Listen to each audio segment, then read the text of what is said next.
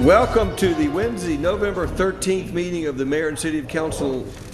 I'd like to invite the Daughters of the American Revolution to come forward and lead us in the pledge. If we'd all stand and face the flag.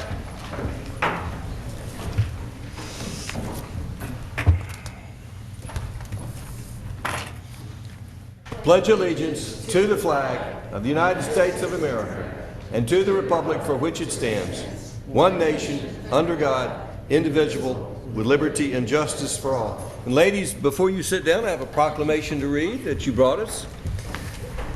It's National American Indian Heritage Month.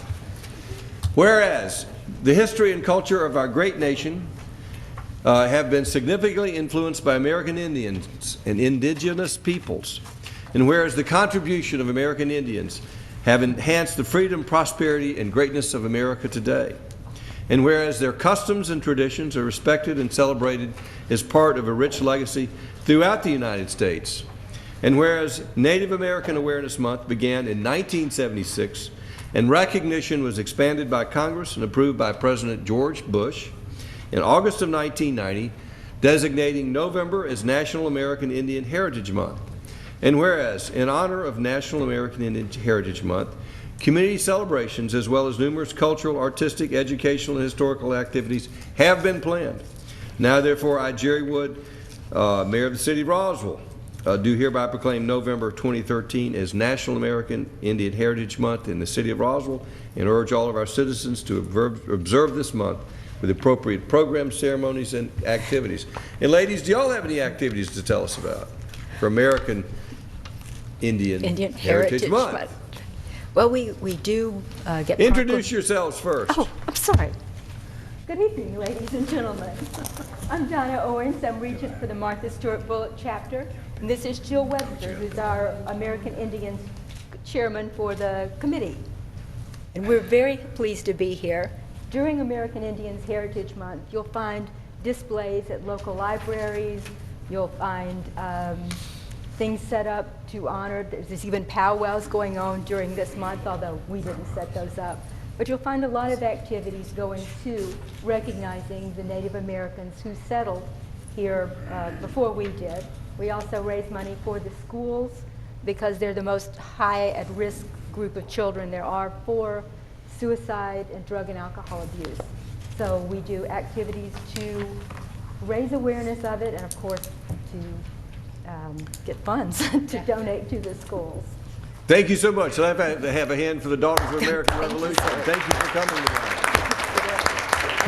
tonight. Mayor Woods, you know we can't leave without a picture with the council. Well, I'm sorry I'm not dressed tonight, but my council would love to join you, and I'll try to hide behind them. If we could join the Daughters of the American Revolution.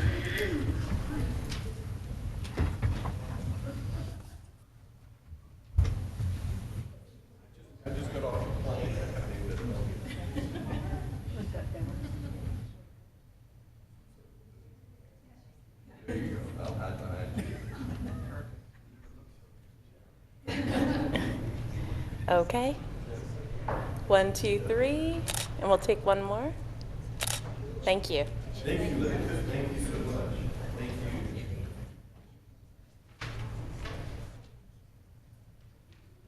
you. Ma'am, here's the proclamation. Thank you.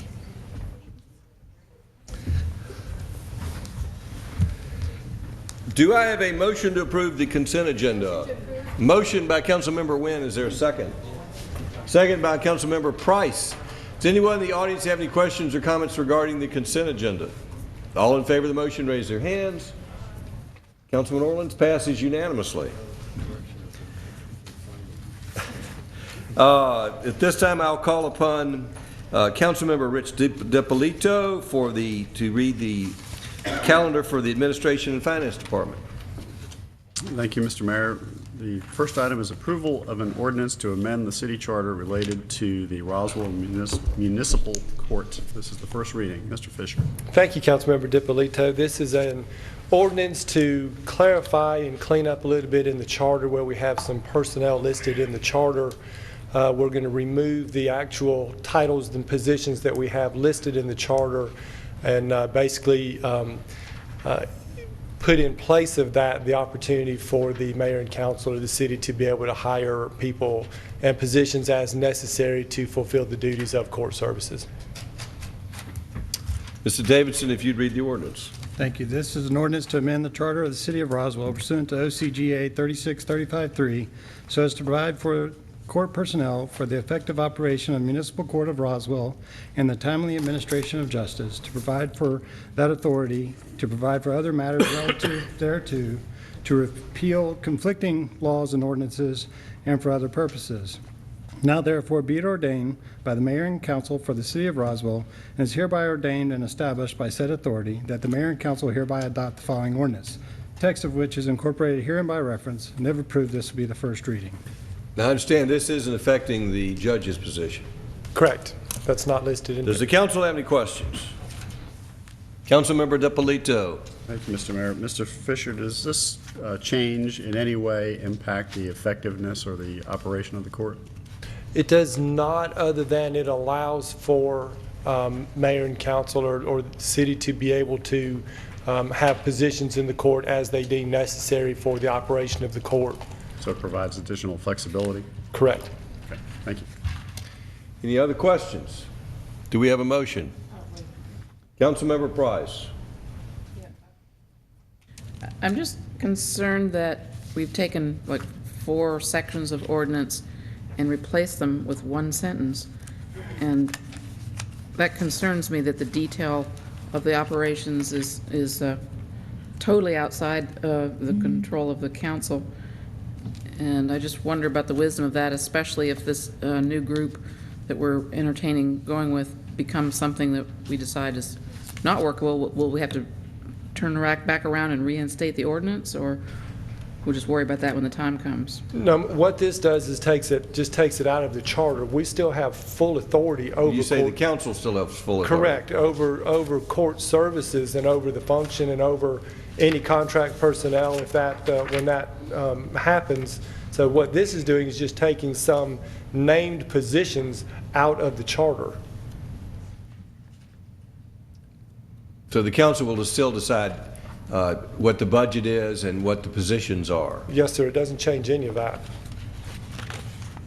Other questions of Well, council? I mean, it does, in that it totally potentially eliminates a number of positions, you know, clerk of court, solicitor, marshals, and I know that they will be utilized in another fashion, but I'm concerned that the job descriptions of those entities, you know, are not specified in our charter. That's correct. It won't be specified in the charter, but we're not eliminating any positions. We're just taking these positions out of the charter, which is the fundamental organization of the city. Personnel, it talks about assistants, it talks about secretaries. That's really not, the charter's not the appropriate place to have those type of personnel listed anyway. We're not eliminating any positions. We're just removing these from the charter and allowing the charter to say you have the flexibility to have positions that you need for the operation of court services. Other questions? Do we have a motion? Motion by Councilmember DiPolito for approval. Is there a second? Second. Second by Councilmember Wynn. Does anyone in the audience have any questions or comments? Seeing no hands up, any further discussion by council? All in favor of the first reading, raise their hands. That's unanimous. Thank you.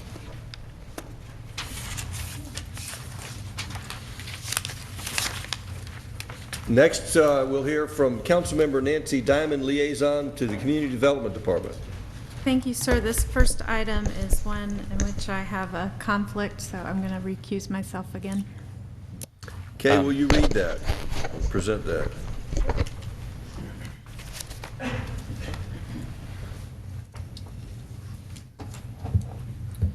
RZ 201301671 1270 Strickland Road, Larry Strickland, land lot 428. This item was deferred from October the 14th, 2013 Mayor and Council meeting. Mr. Townsend.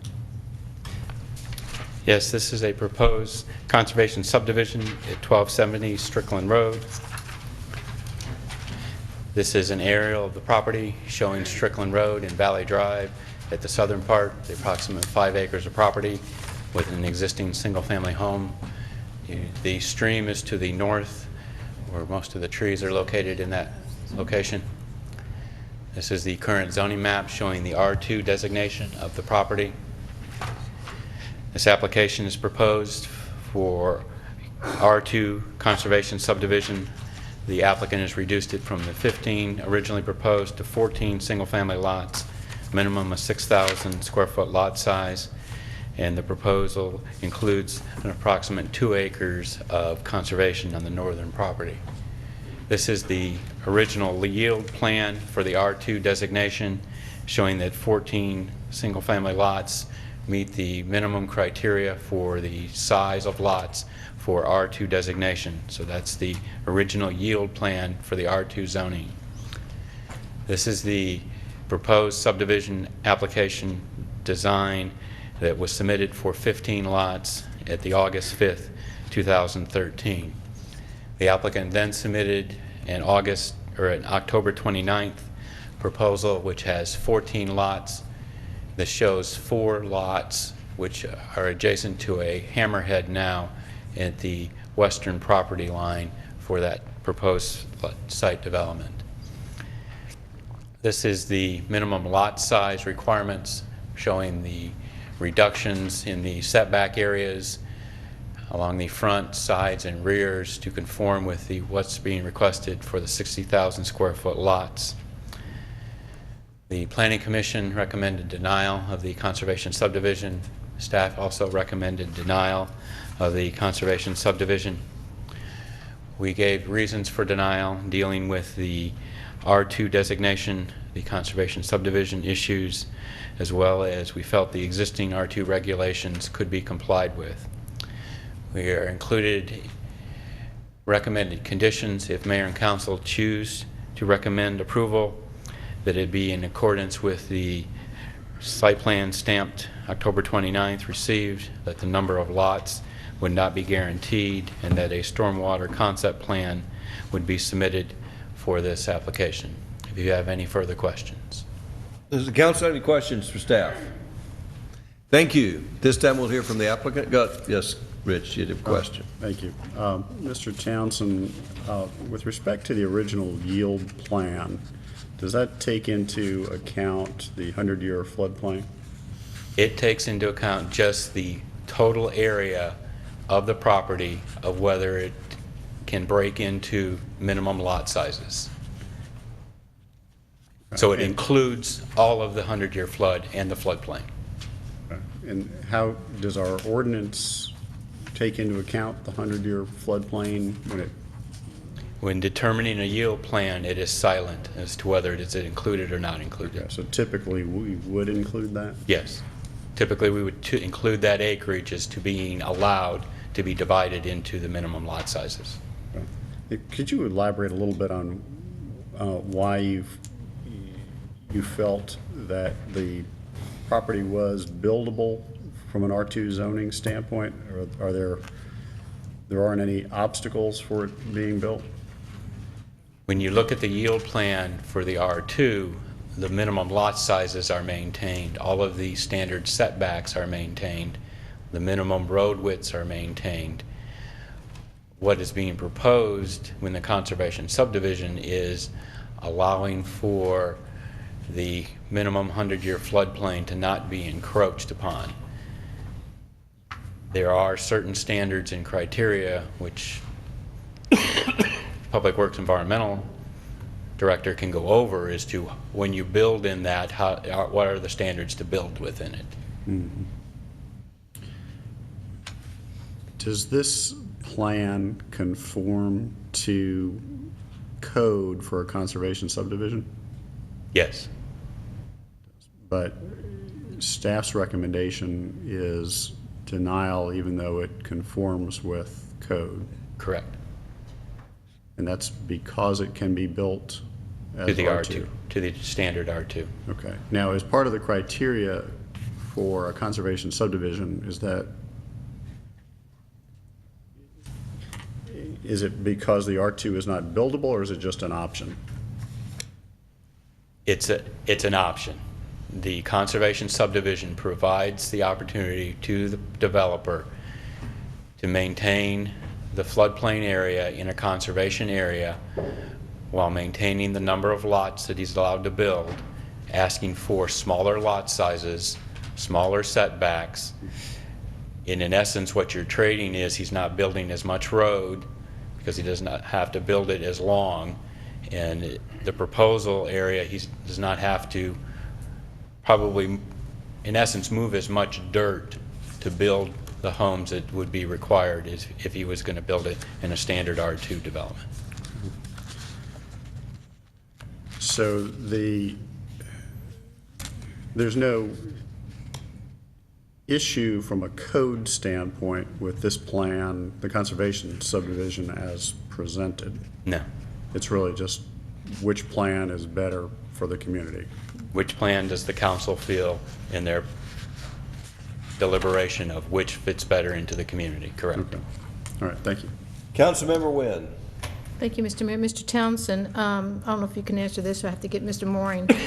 But on this particular piece of property, since they're not touching the 100-year floodplain, that's going to help with the flooding that we've been hearing from the adjacent neighbors on Alpine. And doing that, and maybe Stu can answer that. I'll let question Stu for me. answer that, but I would say that it would be a correct assumption if there's no development or improvements or development take place within the floodplain, then then the issue's not exacerbated by this development taking place. But if that floodplain is cleared and a traditional R2 is built, then there would be mitigating circumstances of what would have to be done to, I said there's circumstances that would have to be met to ensure that the stormwater did not, I guess I'm talking about best management practices. If they build it as a traditional R2 versus the conservation subdivision, which means that they would encroach in the 100-year floodplain, isn't there circumstances where they would have to mitigate the flow of stormwater because of the disturbance of the floodplain? Yes, ma'am. They would have pretty extensive requirements to satisfy to mitigate impacts on the floodplain. Let me rephrase the question so I can understand it. Okay. From a stormwater management, is there one of these projects preferable over the other one? Solely from that standpoint, the conservation subdivision is a better approach. I wasn't going to ask it directly, but thank you. The October 29th plan is the preferred stormwater approach. The October 29th plan being the 14 one that we're lots. looking at on the screen. Correct. Thank you. And one other question, Mr. Mayor. Mr. Townsend, then they go from 15 lots down to 14, and the 14 is now in compliance with the density of an Yes. R2? Correct. Okay, thank you. Councilmember Orleans. Mr. Townsend, with the reduction in the lots, is the staff still have a recommendation or no recommendation? I know your original one was based on what was submitted before. Staff could recommend approval of the conservation subdivision. So now you would recommend approval of the most recent site plan? Correct. Thank you. Other questions for staff? Councilmember Eichelhardt. From the previous comments, one of the weaknesses of the subdivision conservation subdivision is that it doesn't necessarily take into effect those things that couldn't be built on.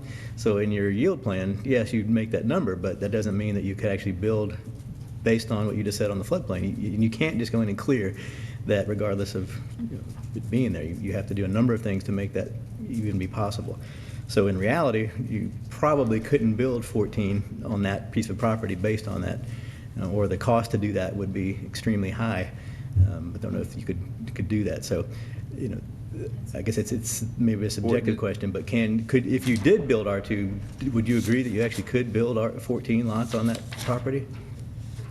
You would still have to deal with your stormwater mitigation. There would probably be extra cost related to what type of fill, what type of drainage, what type of detention areas related to would have to take place for those 14 lots. Because I think that's a miscalculation that's allowed in the ordinance, that doesn't take into account what really couldn't be built on anyway. Right. And that was one of the intentions of the conservation subdivision is, you get credit if you save something, but if you couldn't have built on it anyway, it really doesn't make sense to give you extra credit for that, which is ultimately what happens. But the way it was originally drafted, it gives you that credit. I know, that's why I said it's a weakness in the ordinance, which we haven't allowed moving forward. But I think Mr. Moore was going to... Yeah, I was just going to say that, last time there was discussion about that they would have to balance any filling and so forth, and it goes beyond that. There would have to be, floodwater modeling of Hogwalla Creek and we know of some downstream flooding issues with that and so forth. So it would have to be some sophisticated modeling work done to determine how they could actually fulfill that yield plan. Just based on the physical amount of property, yeah, they could get 14 lots. And it's not simple cut and fill or some other correct things that they can just go in and That's clear. right. So that needs to be recognized as we consider what can and can't actually be done. Two other questions then on, and it doesn't really show on this 1029 plan, but it shows the secondary conservation areas, which are defined as still having value, but on one of the previous ones there was going to be a detention pond in there, or detention area. I'm not sure if that shows up on here. Would that actually then count as a secondary conservation area? The detention pond? Well, there was some discussion about, and that's where I'm not sure it's on this plan. We'll let the Previous applicant things. represent. Okay.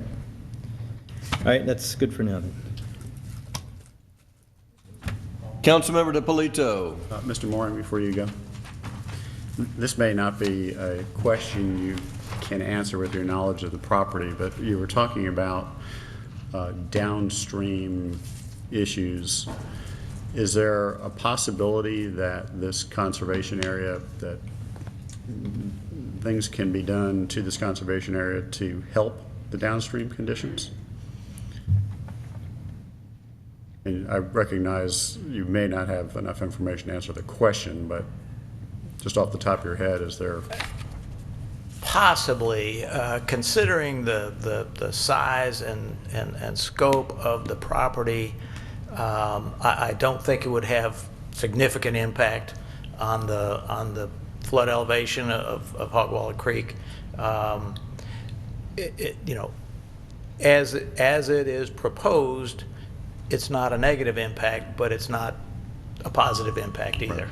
Right. I was wondering if there are ways to turn it into a positive, but it may be challenging. There probably would be, but I just considering the scale of it, I don't think it would be a major positive impact. Okay. Thank you. Councilmember Eichelhardt. One other that changes the thought. It may actually be a question for Mr. Davidson. But if when the lot size is being reduced, will that set a precedent for other lots around it to say, well, now we have the 6,000 to 8,000 square foot lots across the street, so the existing R2 could then be used as, this is their reason to go below that in the future? You can direct that to your legal counsel. No, it won't set a precedent, because if you do approve this as a conservation subdivision, that's exactly what it's intended for, is the smaller lots in order to get the bigger conservation area. I understand that, but is that... But it doesn't set a precedent as far as R2 anywhere else in the surrounding area. No, I understand that, but the next rezoning, to somebody come in and cross the streets from these and say, well, we need the 6,000 to 8,000 square foot lot based on what's now across the street. No, because it's designated as a conservation subdivision. It wouldn't just be an R2, it's designated as a conservation subdivision. So there would be no entitlement unless they came in as a conservation subdivision also. Okay, thanks. Does the council have any other questions for staff? Councilmember Price. Yes, probably this may be for Stu. I know that some surrounding neighbors to the west have some ongoing water collection issues in their yards.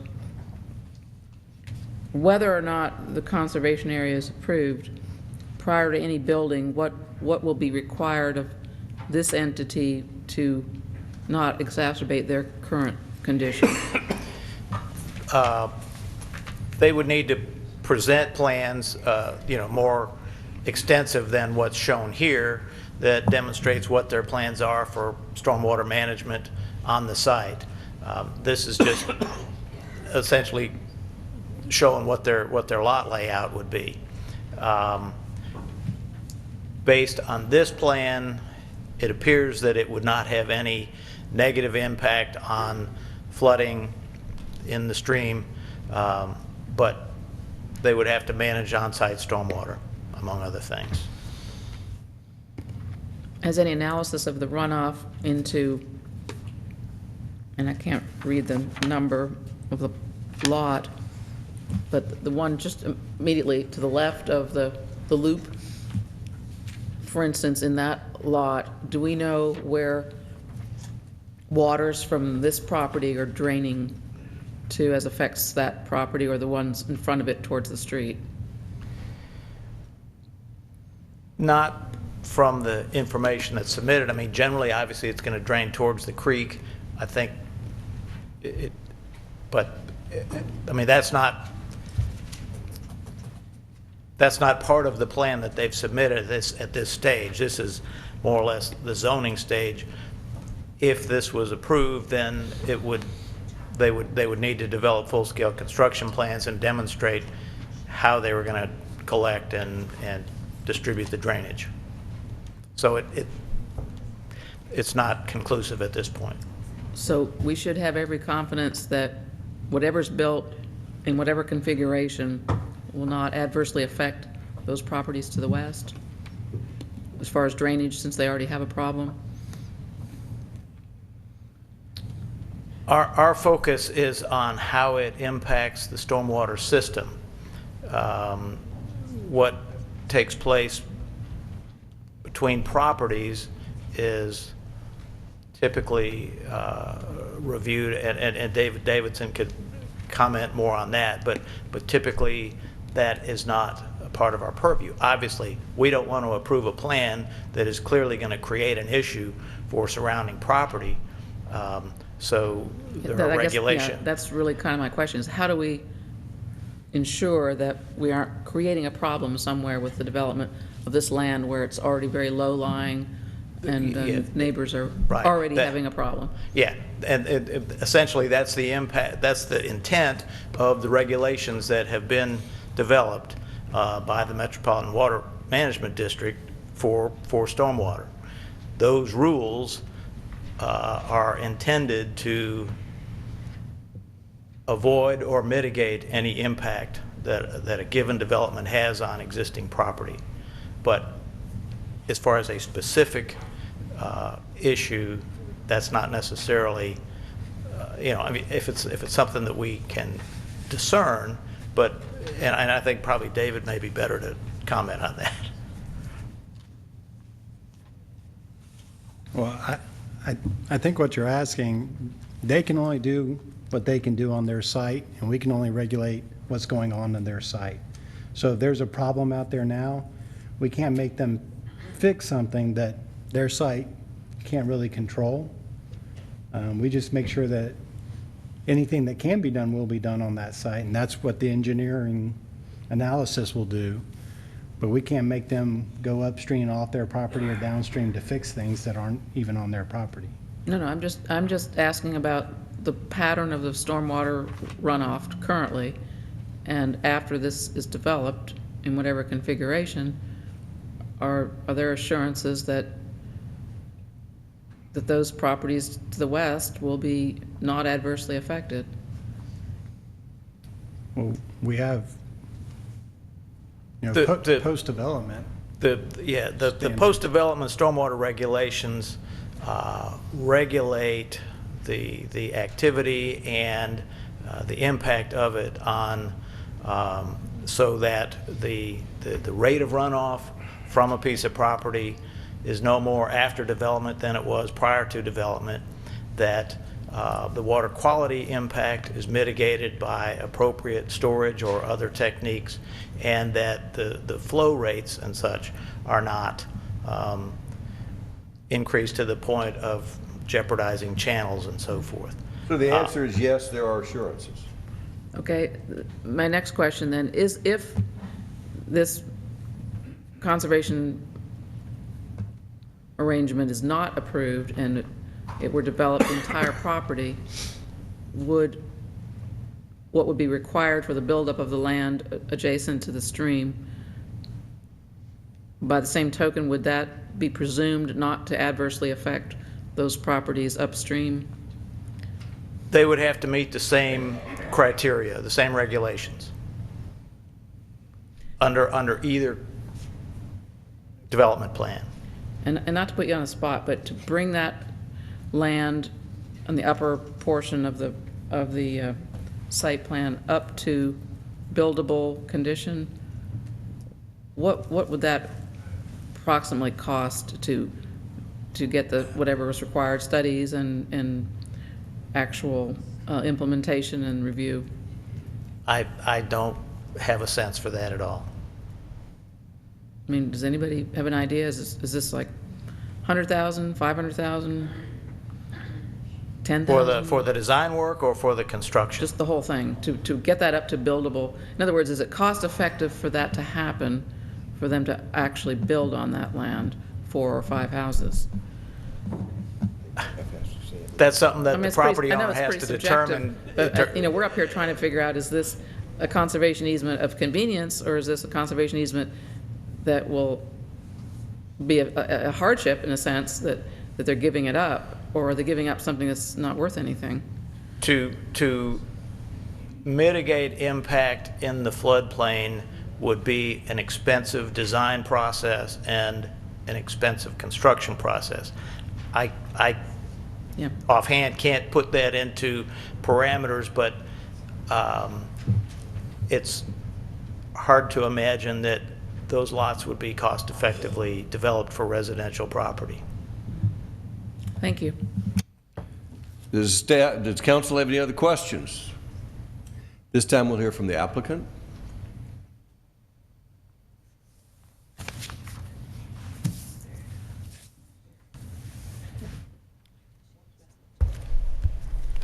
Good evening, council members. Shane Roach with Brightwater Homes, who we've met here once or twice before.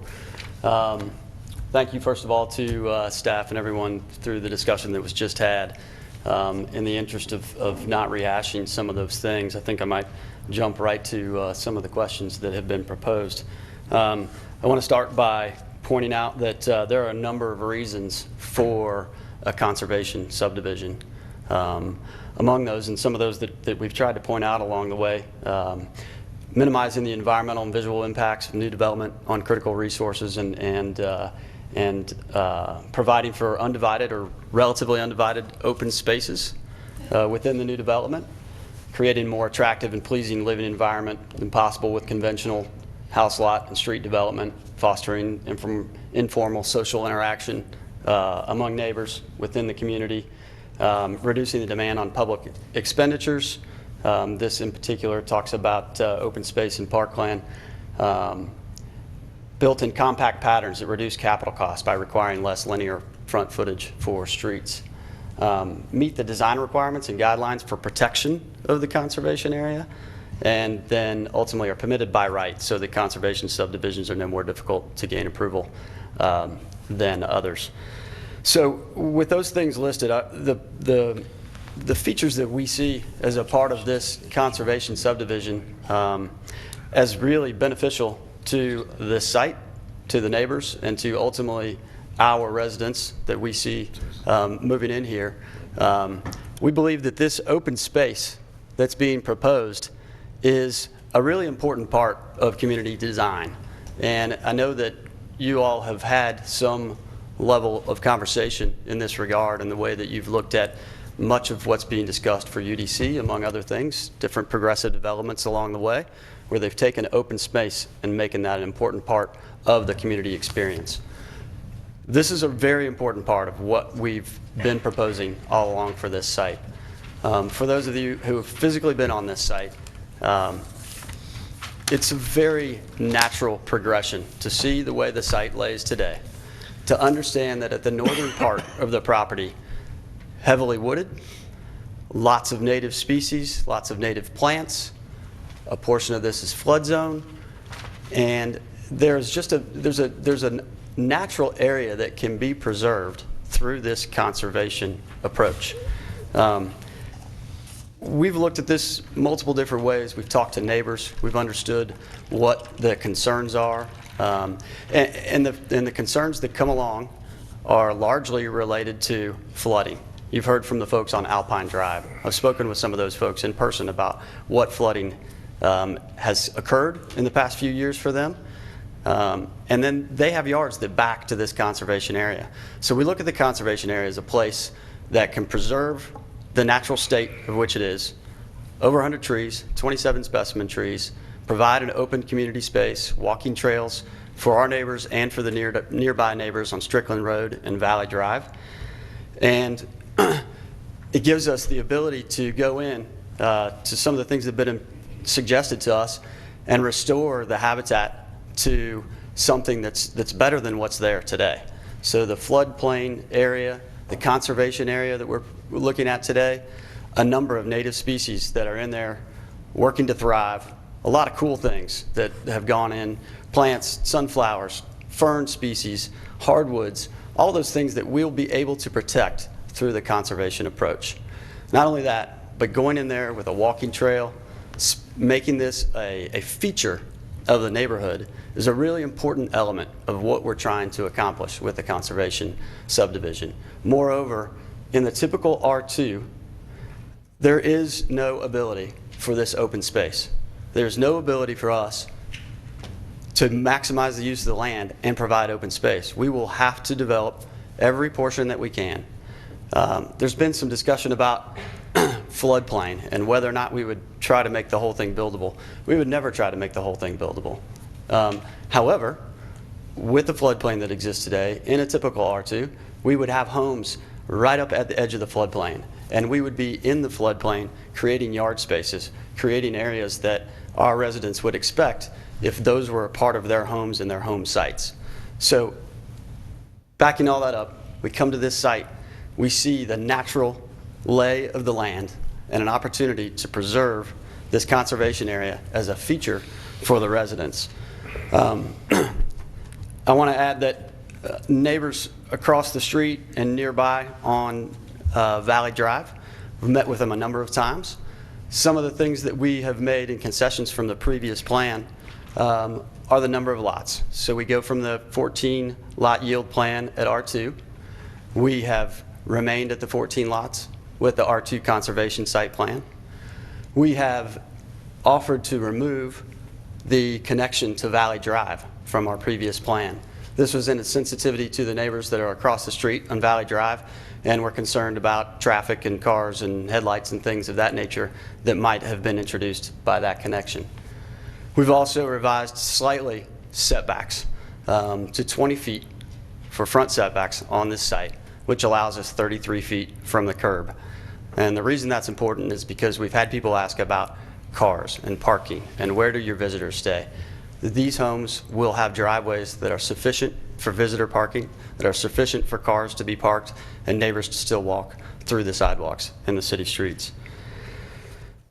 I had a whole host of things prepared to say, and you guys have answered a lot of those questions through your conversation, so I appreciate that greatly. I'd ask if there are any questions that I haven't responded to or information that I can share about what our intent is here. Does the council have any questions? Councilmember DiPolito. Thank you, Mr. Mayor. Mr. Roach, can you talk a little bit about the architecture? Do you have any visuals of what the houses would look like? I can. I will show you a couple of images that come to mind for us. I'm going to start by saying we don't have individual specific homes designed for this site yet. We're working through getting the site plan that will be our final before we work with that. So your company doesn't have stock plans, you work per... We do. So what I'd like to show you are a couple of homes that we're building in Park East, which you may or may not have had a chance to visit. We've invited neighbors and residents to do that. This is an example of a home in Park East today that would have a similar massing as what we would do on the Strickland Road site. You can see this home is 2-story, front porch. The difference between this home and what you would see in Strickland is this secondary portion of the house would be the garage. In this particular house, we have a garage in the rear, so I want to be very clear about what I'm showing you. And how far back from the face of the house would the garage be set? So in any condition, we will have our garages set behind front porch architecture. So in the conversations that we've had in the past, we would be 8 to 10 feet from front of house, the front step into a porch condition before we get to garage. Main massing of the house will be similar. So main massing of the house and the garage, slight offset, if any, but we generally are put in a couple of feet offset there. But then when you add the depth of the porch, you get another 6 to 8 to 10 feet depth of porch, such that the garage sits back even further from the buildable area of the lot. Does that answer your question? It does, and the reason I'm asking it is one of the things we're starting to ask builders to do is make sure the garage is set back. We typically like to see 5 feet, and a lot of that is because you never know if there's going to be an actual porch there or not. Right. If there is a porch, then obviously that makes even 2 feet seem a lot deeper than that. Right. But we like to have some sort of relief there so it doesn't feel like the garage is right up on top of the front of the house. I think we'd be very comfortable with some distance specified from the setback because we will use that area for porches. But as it relates to the plane of the house, 5, 6, 8 feet will be more than we can accomplish on the site as it exists today from the plane of the house. Not from the porch, but from the plane of the house. So you're saying 5 feet would be too much? 5 feet from the main plane of the house would be. From the setback, 5 feet will be easily accomplished. Well, it's going to have to be a lot more than that because you're saying you're going to have room for a car, so it's got to be at least 20 feet. I'm sorry, what is the setback from? From the building setback, it's 20 feet from the right-of-way. Okay, so. 20 feet, so we'll be 33 feet from the curb, 20 feet to the build line, porch depth, and then house and garage. Okay, so you would have 25 feet is what you're saying, which would be sufficient for a car? From property line, yes, sir. All right, so this gives a sense of the type of house that you'd be expecting to build there? It does. Do you have other examples? Yeah, I have an example, not of our homes, but of another subdivision that you may be familiar with, Vickery in Forsyth County. Forgive me, that's not showing up very well, but in this condition, you see houses that are even closer. These are smaller setbacks than what we've proposed today, but this can give an example of proximity of homes to one another, as well as an even narrower condition at the front of the street. You can see cars parked here. You can see the depth of this garage perhaps, and if not, I can pass this around, a little dark to see from our screen. But that there is sufficient room for parking. There is sufficient room for that garage to feel set back from the front of the home. And porch architecture will be our method for doing that. Wouldn't it benefit you to bring the plane of the house closer to the street while maintaining the garage setback? So you have enough room for a car, but you bring that plane closer. I would think you'd have more buildable area on your lot and smaller front yard. Yes, if I understand your question, we will push all the way to the front of the building setback with porch architecture. And then behind that will be main house massing and garage. Okay. All right. Thank you. Yes. Other questions for the applicant? Councilmember Eichelhardt. Thank you. Looking at, if you did develop this as a standard R2, not with the conservation, are you saying that you actually could build houses in that top right corner that is both within the floodplain and in the impervious setbacks? Yeah. Can you flip back to that yield plan, perhaps? Sorry. So important to point out that while lots and lot lines will still be in floodplain area, it would never be as if we're trying to make the entire site buildable. We would only need the buildable area up at the front of these lots where the home can be. The remainder of that rear area would be yard, can remain floodplain elevation, all of those things. Now, the discussion that's being had is, it'll take some work. You know, it will take very careful planning for us to do this in an R2 configuration with the floodplain. There's no doubt about it. But what we don't get is we don't get the open space, and we don't get the ability to keep that floodplain as a natural buffer for residents nearby and for the residents of our own. Those will become yard area. They will, by necessity, they will need to be cleared in a much greater fashion than they would in our conservation approach. All right, I guess we disagree on what you could do and what was actually affordable to be able to do. Then moving to the conservation plan, you've got on the other existing 29th plan. Have we said, or I know there's been conversation, but who was going to own the conservation area? Would it? HOA. Okay. Yes, sir. And then on the plan itself, are all these homes fronting the new road? Yes. So particularly 1 through 5, their backs would be to Valley? They are, and important for me to say that we're going to be extremely sensitive to the architecture at Valley Drive in terms of making that pretty, you know, aesthetically pleasing for the neighbors, of course, but also for us. You know, we can't come in and build homes, or it's been our experience, you come in and build homes and the first thing people see are the ugly backs of a home. It's not appealing. It's not a saleable product. So yes, we will ultimately have the homes feel as if they're facing the internal street, but the architecture on both sides critical for us as well as the neighbors. Okay, thank you. Any other questions for the applicant?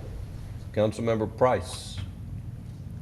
In terms of, and I know you're not asking for a variance or anything, but in terms of the surrounding houses, lot size, density, what have you, is this conform with that, or is this different? I'm sorry, does this conform with the houses next door? To Properties the north, next door? well, obviously to the east is business, but to the north, west, and south. Yeah, so to the west you have R2. To the north, across the creek, ultimately, you have R1. And to the south, you have R2. And then, of course, you can see we're adjacent to commercial and industrial. And I have some really lovely pictures of what that is, just to share what the challenges for the site will be for us in terms of you know, overcoming some objections. But yes. So I guess my question also is, without with the conservation easement, or say you took off the upper third of the property, like where what would be the conservation, if that went away, weren't part of the property, according to current R2, would you be able to build at that setback and lot size without the conservation easement? R2, could we build R2 in the lower? Maybe Brad needs to answer that, because I thought, based on what was said at previous meetings, I'm getting a different answer tonight, or I'm sensing a different answer.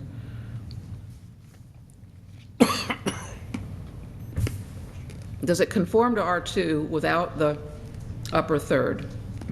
No, we would need that. We would Does need the not. upper third for lot area. Okay, so It has to count as lot area. Okay. Mhm. So then really the density of what the surrounding neighbors will see really is not what a normal R2 would be.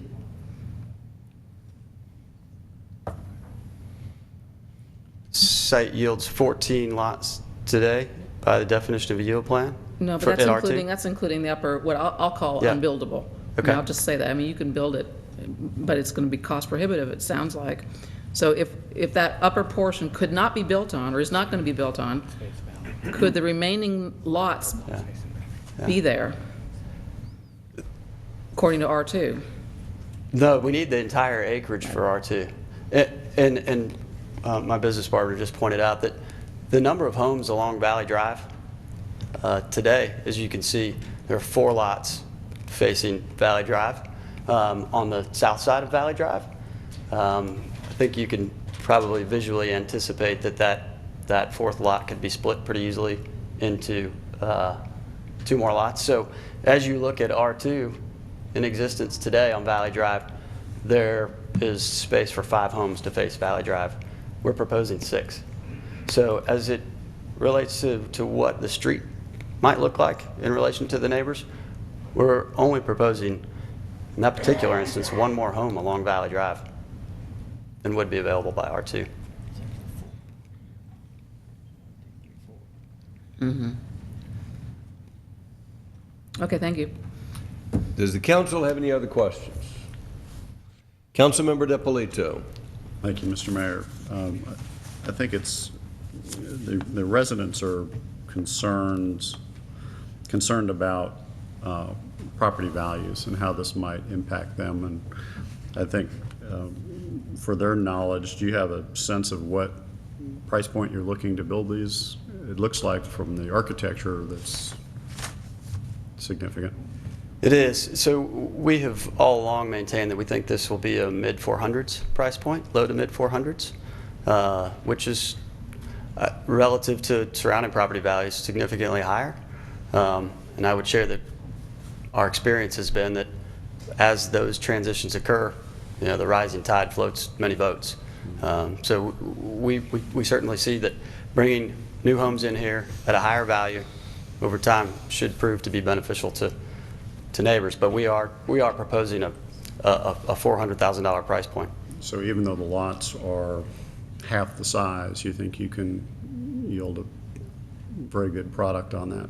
I do, and one of the most important reasons I can state is conservation area, is open space, is the feel that you get from a neighborhood like a Vickery or a Woodstock downtown, where they've preserved open spaces and made them an important part of that development. Values increase fairly dramatically. Okay, thank you.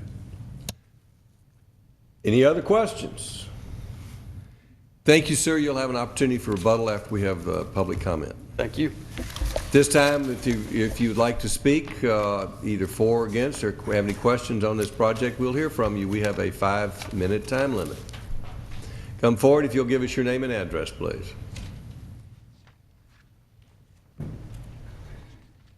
If you do wish to speak, I'd like you to move to the front so we take less time walking forward and for future folks speaking.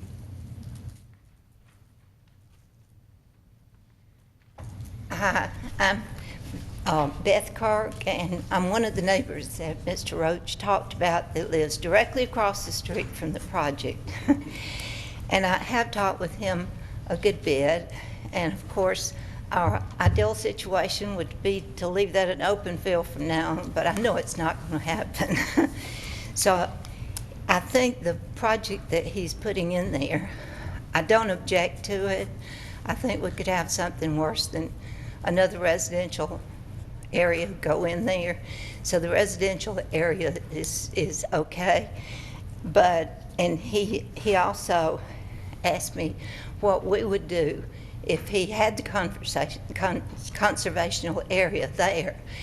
My husband and I do walk all the time, and if the conservation area is approved, we would probably use it, and I think some of the other neighbors would too. And my main concern is the traffic, is the congestion, trying to get back out into Highway 9, because we do have problems now, and hopefully someday we can get a street light or traffic light out in that area. So we don't oppose the situation and do approve more of the conservation. Thank you. Who'd like to speak next? Yes, sir. Come forward. Give us your name and address, please. Yes, sir. My name is Lars Lind. I live at 205 Alpine, adjacent to this proposed development. Thank you, Mr. Mayor, for the time to talk, and council members, thank you. I have a few words that I've thought about here.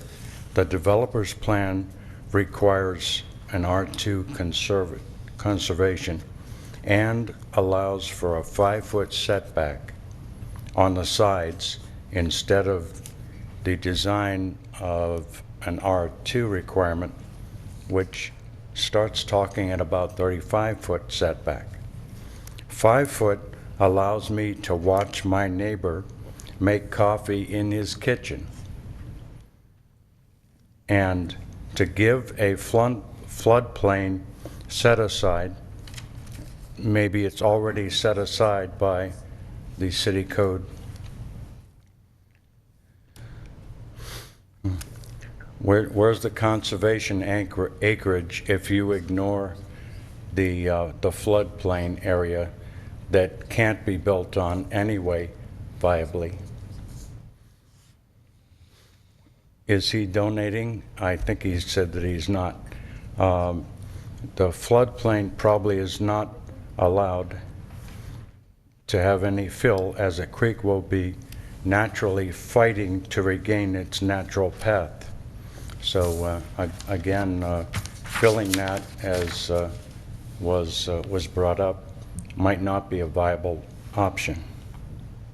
My house is just feet from the 100-year floodplain, and if it was inside the floodplain, I would have been flooded out a few times already in the past 10 years. Any backup on the creek would affect and impact my home, and I'm not happy with that. The other thing that's obvious is that a T-type cul-de-sac, as the developer proposes, doesn't give enough school bus turnaround space, making the kids and their moms walk to the end of the development or leave the kids exposed. Think about the moms in wintertime. There are many large specimen trees on the side of the property. I think that's the west side. And those are not being discussed as a conservation area, but probably should be. Replacing a 100-year-old tree doesn't mean replacing it with 25-year-old trees. This is a property rights state, and R2 is set up to protect the nearest properties from water runoff from this development. Is that in the plan? That's my open question. R2 conservation only helps defeat the requirements of R2. R2 conservation probably requires a UDC code revision to the existing R2. Changes to the existing R2 provides a legal precedent to future development. What about the precedent if the developer on Hembury, which we know was assisting in solving some of the problems there with water, and he agreed to do that. Maybe we could look at that possibility with this developer. The codes basically want nothing worse from future developments, and I would welcome anybody to give me a question if they would like. Thank you for your time. Thank you, sir. Does anyone else wish to speak? Yes, come forward, please. Give us your name and address. Good evening. My name is Maria Oliveira. I live at 1285 Valley Court in Roswell.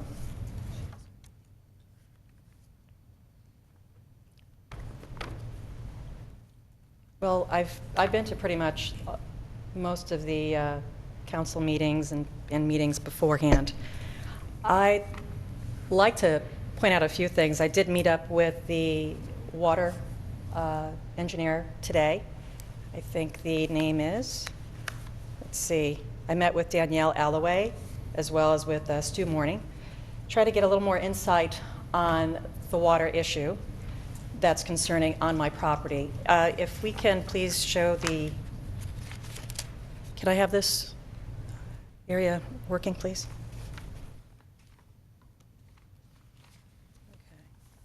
Okay.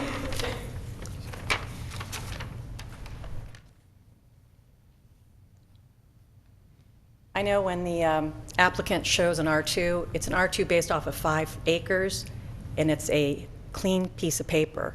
5 acres here, this lot actually has a character. There's actually a lot of density of critical rooted trees here, species trees, and I know he's got the concerns, or the applicant has the concerns on basically the 1/3 of the property, which is floodplain, but there really isn't any regard for keeping, what's the word, the visual impact of wiping all of this out, and the density, and like I said, the visual impact and how it's going to better impact the community.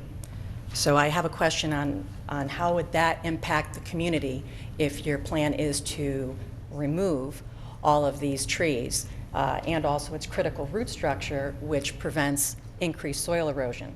If you notice these 2 points that are in blue, those are the catch basins. What's happening, there is water that, of course, water flows downstream, and it flows downhill. There is substantial grading onto the property, and it goes down. When it goes down, the neighboring properties, things settle down to the bottom. That being said,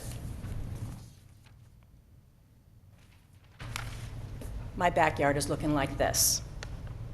This is not what it looked like when I purchased my property 15 years ago. And it's basically happening now at more rainstorms. So it's not very appealing. So I don't see how that could be a property value, an added property value to prospective buyers in the future. So one of my other questions would be to the applicant is, or actually to the council, since there's water coming in from within the property line, who is, and it's damaging my property, who is responsible for fixing it today? When will it get fixed? And once there is construction that goes on, how do we prevent from more damage to incur? Also, one last item, the applicant submitted a, let's see, a new site plan, October 29th, correct? I just saw that recently. And you see that there's a primary conservation area and the secondary conservation area, but really that conservation area is a maintenance location. It's mandatory, it's required, they're going to need it anyway, regardless of the number of homes. There was a request that you speak into the microphone, thank you. Okay. I couldn't hear you, I'm sorry. Sorry. There is a request, it looks like there's a secondary conservation area, but really there needs to be an area set aside for maintenance. So that's not really considered a conservation area, it's a required maintenance area that's going to be needed, whether it's whatever number of homes that there'll be. There needs to be a spot allotted for that, and they cannot do it or should not do it in the 100 flood year plain. Therefore, it would make, and they also have a very small little tiny triangle, and that's considered their other portion of their secondary conservation area. So it makes sense, more of a logical aspect, to potentially make this area in here, a portion of that, as a secondary conservation area. This way you maintain the critical root structure, you prevent more soil erosion, and hopefully we won't have any more worse problems than what we have now. Thank you. Thank you. Who'd like to speak next? Yes, sir, come forward. You give us your name and address, please.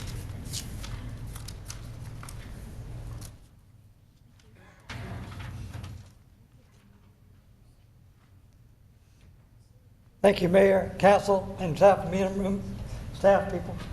I live at my name is Jeff Purvis. I live at 1275 Valley Court. I've been living there 48 years plus. I've enjoyed looking over that Strickland property from my backyard. Looks real good. But of course, in the last 30 years, I've expected that property to be developed. I don't mind people developing, but as long as it does not hurt the value of property around it. And this is not the best it could be used for, since I didn't buy it. And it's not the worst. It could be like the Rusty Bucket up there on Strickland, or it could be like the city dump down at 1280 Valley Court that we have. I'm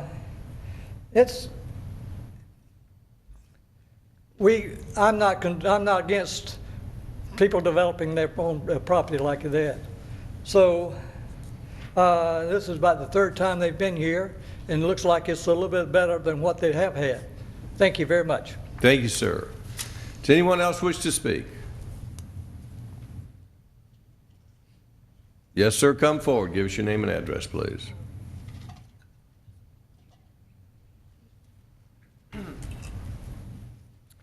It's Eric Schumacher, 145 Prospect Street. I'd just like to ask if the council has read my opposition letter. Should have arrived in the packet.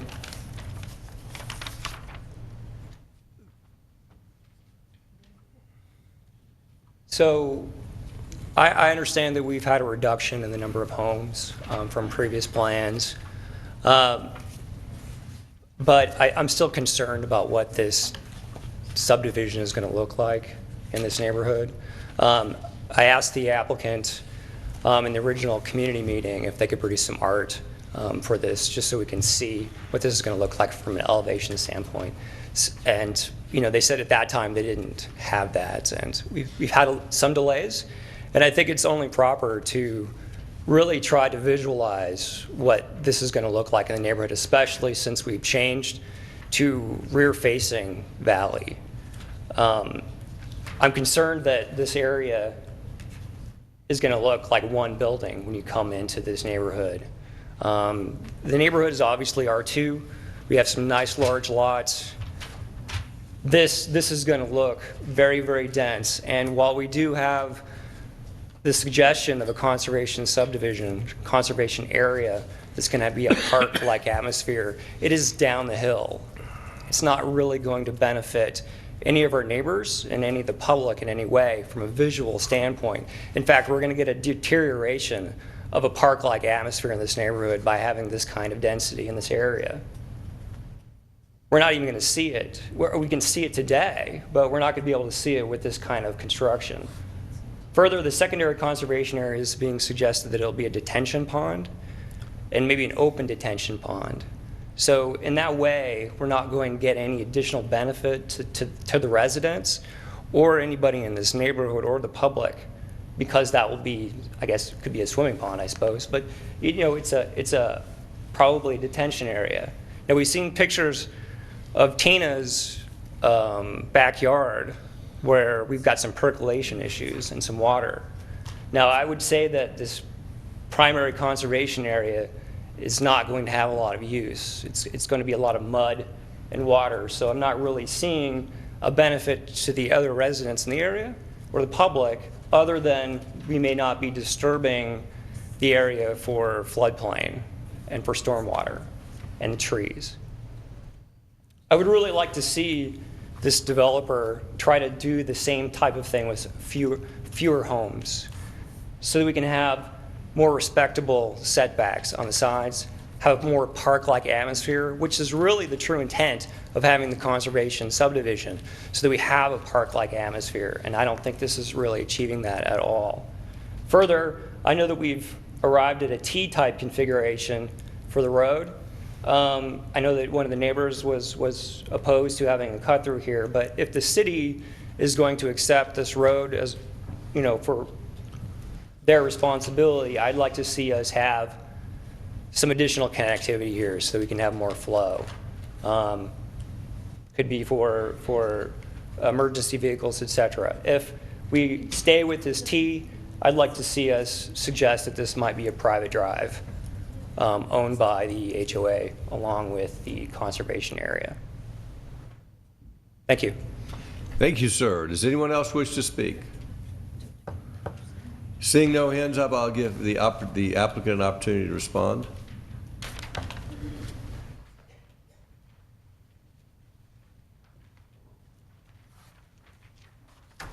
Thank you. I'll just reiterate, we firmly believe that this conservation area is going to be a nice open space available for our residents. We've seen it in many other places. It proves to be a valuable asset to nearby neighbors, community, a pleasant experience. It's something that can't be accomplished through the typical R2 site plan. I think that's all I would add. Just a question regarding the accessibility of this conservation area. Is there anything in the zoning which requires us to be open to the public?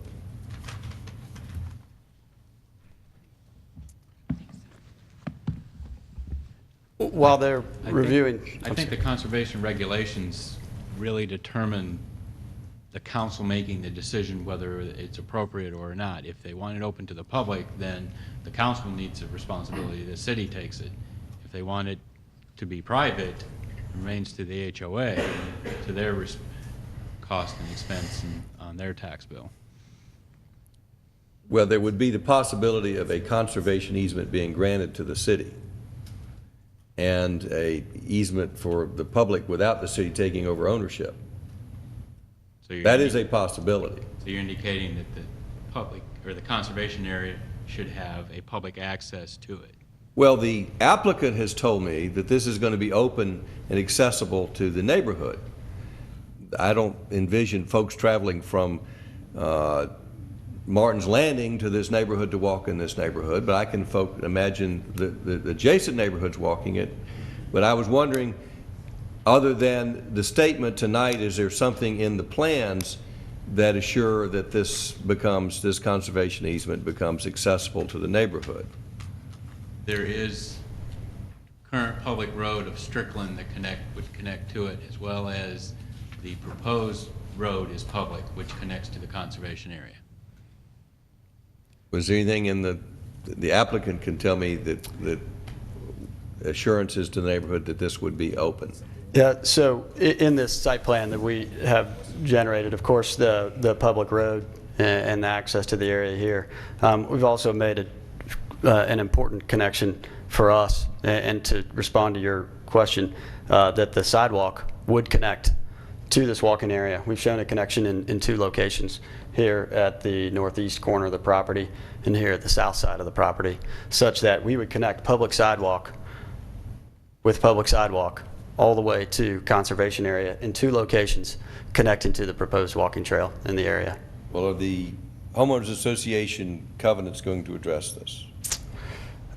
It sounds like they will need to, yes. I don't know if you'll need to or not, but I'm just saying that if you're representing that this is going to be accessible to the neighborhood, it would give me more assurances if I was voting, and I will not be, because it's it will not be a tie. Yes. But that would be a factor. Yes, sir. We would make sure that the HOA covenants protect the accessibility of this area to nearby neighbors.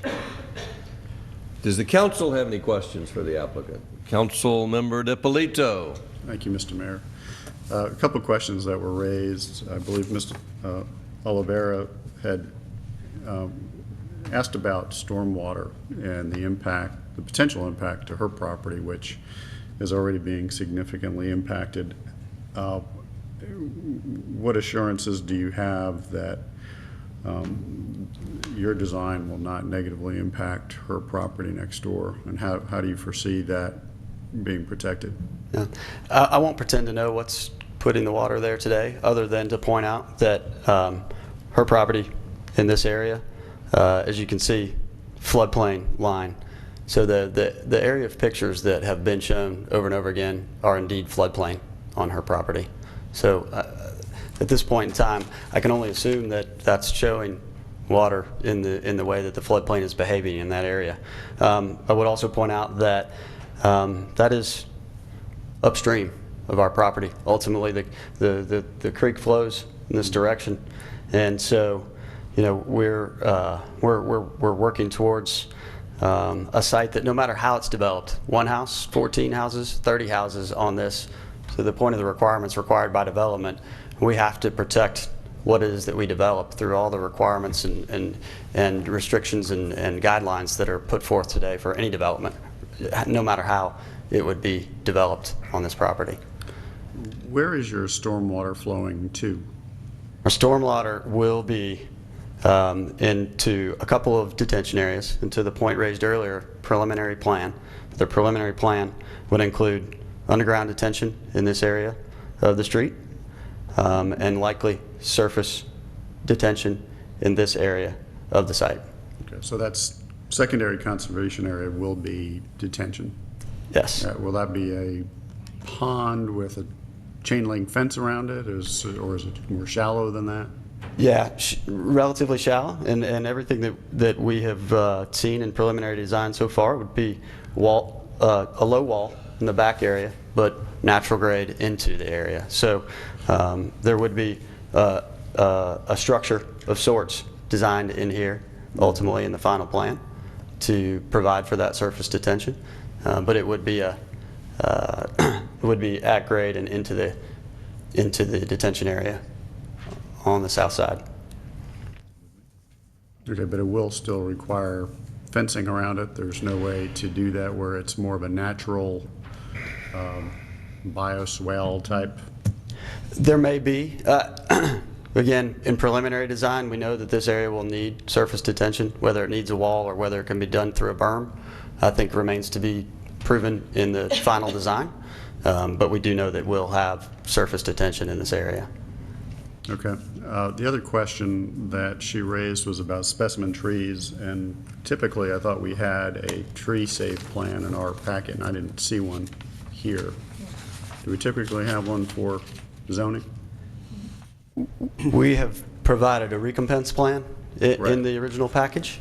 And of course, through the conservation proposal, all of this would exist ultimately as tree safe. The area that is here has been pointed out. There certainly are trees on the site that will have to come down for development, again, regardless of the approach we take. But some of those trees are right on the property line. Do you foresee grading right to the property line? I don't. I will state that the trees, especially through here on the property line, are of equal importance to us, likely, as they are to the neighbors adjacent to us. In the same way that there's an advantage for us to leave as much buffer as we can for our neighbors, we'll do so. I can't stand here today and say that all of them will be protected, but I can stand here today and say that we are equally interested in preserving the trees along this area to the extent possible. Now, it's been pointed out that there is a curb inlet here today that's just open flowing on the property. My suspicion is that when we get into a full-blown stormwater plan as we proceed, we've got to do something about that water. We've got to do something about carrying that water where it needs to go. And it is in this treat area. So inevitably there will be some development required, some tree removal required to address that, I believe. Okay. I would like to see that recompense plan in a minute after I ask my last question, which is actually it's kind of a two-part question, which you've started getting into with respect to the conservation area. And I think that's obviously a critical piece of this. And you talked about the importance of preserving the trees and the natural foliage, which I think is important. But who is going to maintain this conservation area in the future? And a lot of it's natural and it's going to be impacted by the stream, but there will be a path through here. Somebody's got to maintain that. If some of this does get damaged through flooding, there's going to need to be some sort of restoration. How do we make sure that this becomes a viable conservation area into the future and not just a area that's flooded out and frankly could be an eyesore. Right. So the area today is very pretty. You know, I've walked it many times. It's a nice natural area. There are going to be moments when it floods. Likely, it's floodplain area. The trail that we've proposed would be a bark mulch trail. You know, so we're not proposing anything in there that would be structure that might be damaged through the occasional floodwater that comes through. But as it exists today, good soil, good plant growth, healthy native species in there, heavily overgrown with invasive species. So part of our plan in this area is to go and remove the invasive species.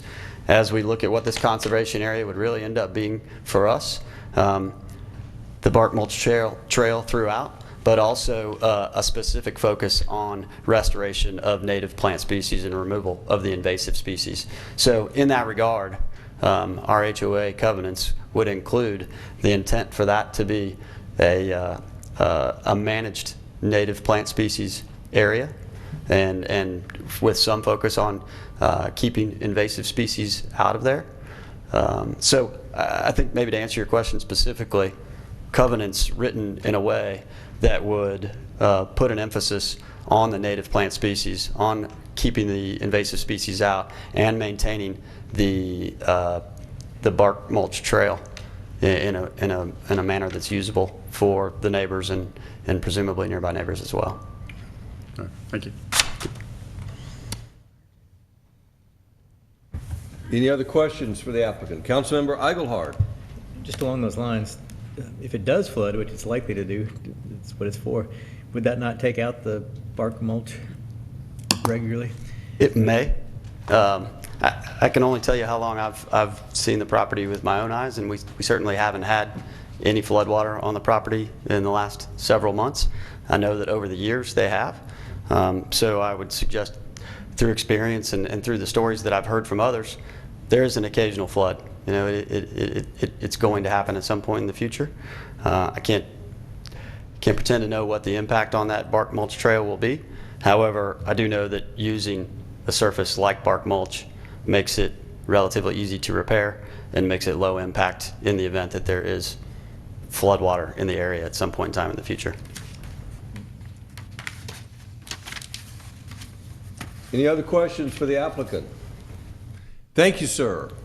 Thank you. This time, we'll entertain any comments the council would like to make before we have a motion. Councilmember DiPolito. Thank you, Mr. Mayor. I did have a question about that recompense plan. Do we have that? There was one originally submitted with the original plan. That was not an amended one for this original, or for this application. So we have the original recompense plan that shows. Mr. Townsend? I think there's one. Oh, he has one. If I may.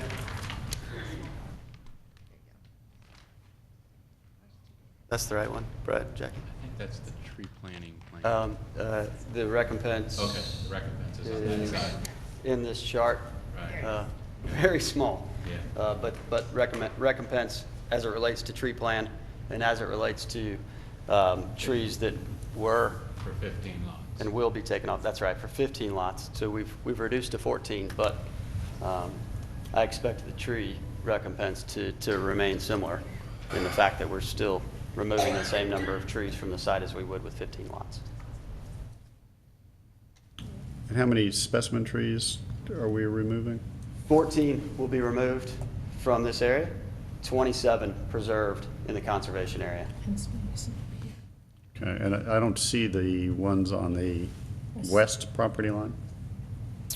They are not shown in this plan. We would have to go back to another tree plan to show you. But we would ultimately be recompensing the trees that are removed from this area of the site, and a very few out in the middle of the site.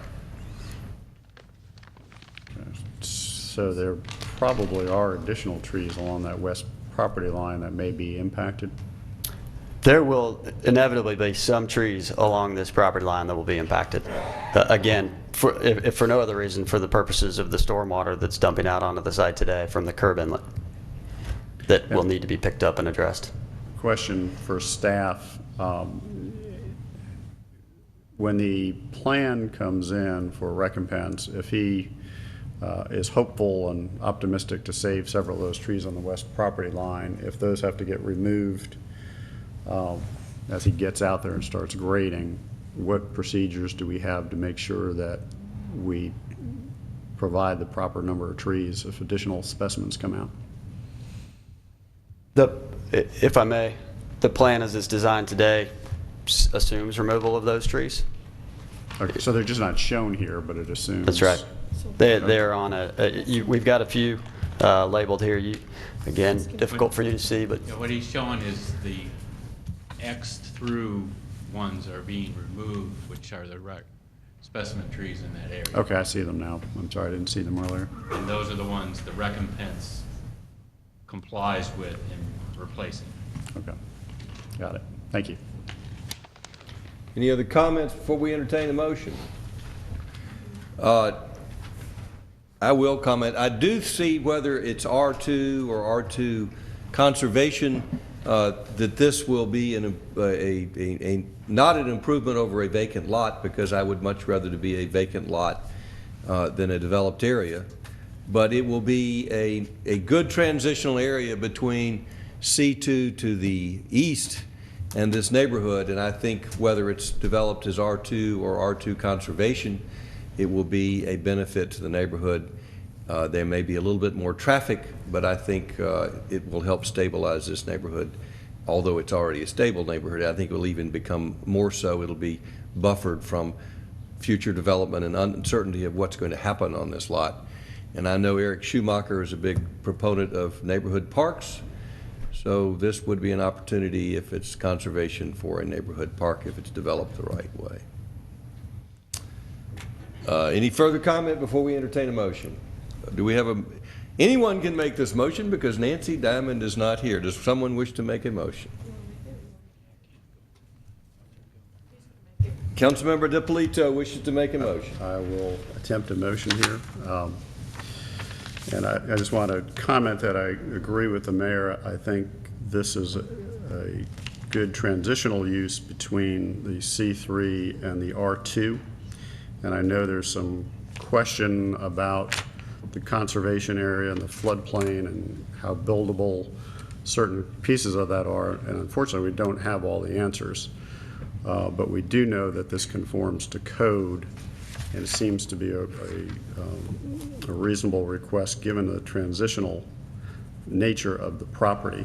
And I think that Brightwater Homes has done an excellent job on Park East. I think those homes are very well designed and are a good quality product. I think what they will build here will be equally as good. And if they're consistent with the photographs that are shown, which I hope they are, we expect a really good product here that will ultimately be good for the neighborhood. And I think having this conservation area, provided that it is open to the public, the neighborhood gets to use it, I think that could be a nice amenity, not just for this, just for these 14 homes, but for the whole neighborhood in general. So with that, I'd make a motion to approve RZ 201-301-671 with the condition that the conservation area is open to the public, meaning beyond just these 14 homes, but to the public in general, and that HOA covenants will be in place to maintain the conservation area, both from invasive species and maintaining the path. And Mr. Mayor, you had another question about the HOA covenants, and I think you've covered it. Did that cover it? That's my motion. Is there a second? Mr. Mayor, can we make sure that we add staff's conditions to this also? That There's would be there's up to only Mr. two. Councilmember There's only DiPolito. 2 of them, but just make sure that we add staff's Yes, conditions to this. I inadvertently left those off. I meant to add the staff conditions. Given that you weren't the primary motion maker, you did a I great made him job. do it. I appreciate it. But I'll second his motion. We have a motion and a second. At this time, I'll entertain comment from council. Mr. Mayor. Councilmember Wynn. I do want to tell Brightwater that y'all did a great job on this, working with the community and the neighbors. I know some neighbors aren't happy with this. I have to go back to what Mr. Maureen said, you know, with the conservation easement, it's not going to make it worse, but it's not going to make it better on the stormwater, but at least it's going to be there. And I really appreciate that you're going to go in, make this more of a natural, native area and get the invasive plants out of there. So I do applaud what you've been doing, and I think it's going to be a great project in that area. So thank you. Anyone else wish to comment before we take a vote? Councilmember Price. Thank you, Mr. Mayor. I know this application has been deferred a number of times, and I'm not sure that we see a whole lot of change in it over the years, or over the months of the deferrals, only that maybe we're just being worn down by seeing it repeatedly. I mean, I do see that there's the difference in the road, that it doesn't cut through to Valley Drive, but other than that, and perhaps one less house. I know the very first time that this was presented, my comment was that because of that 1/3 of the total property essentially being non-buildable, and I think I heard the applicant say this evening we'd never try to build in the floodplain. So if that be the case, then I would think that the remainder of the property be built as R2, and certainly as a visible R2 from Valley Drive, which this conservation agreement would not make it to be such. I'm all for a park. I'm all for, you know, a nice walkable area back in there, and certainly it could be achieved just by not building there. Very simple. Also, I understand that the conservation, what are we calling this? Conservation easement subdivision. Conservation subdivision is not going to be in the new UDC, or it's not currently part of the new UDC. If that's the case, I guess, does that mean it's not been working out so well? So for those reasons, I'm not in favor of the site plan as presented, or moving ahead with this being a conservation subdivision. So I'm not for this. Does anyone else wish to comment? Councilmember Eichelhardt. See if I can try to make a different comment, but as I've said, I think a lot of that property is just not economically viably developable. So if you took the 14 at an R2, you're not going to actually be able to build that many to start with. So I think we are increasing what could be there. And you know, to say that a secondary conservation area is actually going to be a detention pond, I just think that goes against the intent of the ordinance, as well as most of this. You know, the intent was to try and save land that could otherwise be built on, and this does not really do that. A secondary conservation area really should be that whole west side where we do have numerous specimen trees, which I guarantee you, I'm sorry, and I hope you can save some, but when you put in your plan that you're going to take them all out, I think the hope that those might be saved is folly.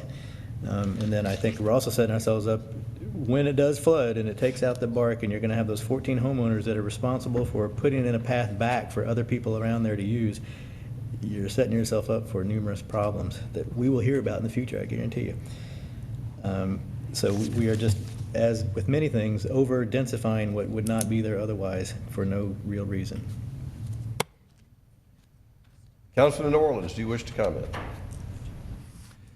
I think the developer has listened to some of the neighbors. He's changed his plans from originally we came in. I think it is looking better. Conservation easement does give us some open space, which is what we're trying to create in the city. The homeowner association will have to take care of it, as they do in other neighborhoods.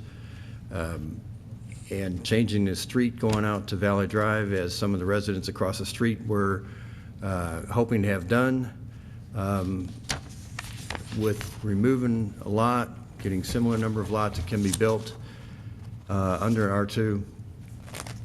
I think it's an improvement, and he's tried to listen to the neighbors, so I'm in favor of it.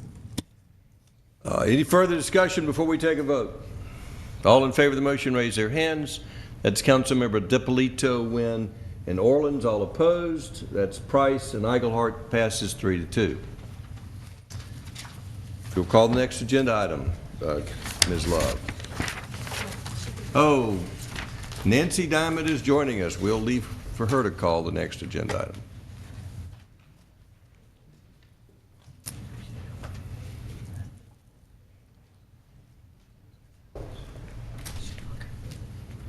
Thank you, Mr. Mayor. The next item is SB 201-303-169. That's 650 Jones Road, Michael Statham, Land Lot 307. Mr. Townsend is here to tell us about it. Actually, I'm going to do the two items together because they're two lots right next to each other on Jones Road. They need separate votes and separate motions, but they really represent each other. It's 650 and 690 Jones Road. This is the existing homes on Jones Road. What we're dealing with here is when adopted, the stream buffer requirements really made the properties unbuildable. The blue line represents the stream buffer. The yellow area is the 100-foot undisturbed. The green line is the 150 undisturbed buffer. We're talking about 650 and 690 Jones Road for those locations. One of the questions asked during the legal meeting would be how far is the septic location for the property, or the sewer location for the property. It's over 500 feet to the nearest manhole, and it is across Jones, so it is really unfeasible to think that it would be able to be hooked up. So these pieces of property still will require septic tanks as well as drain fields for them to develop.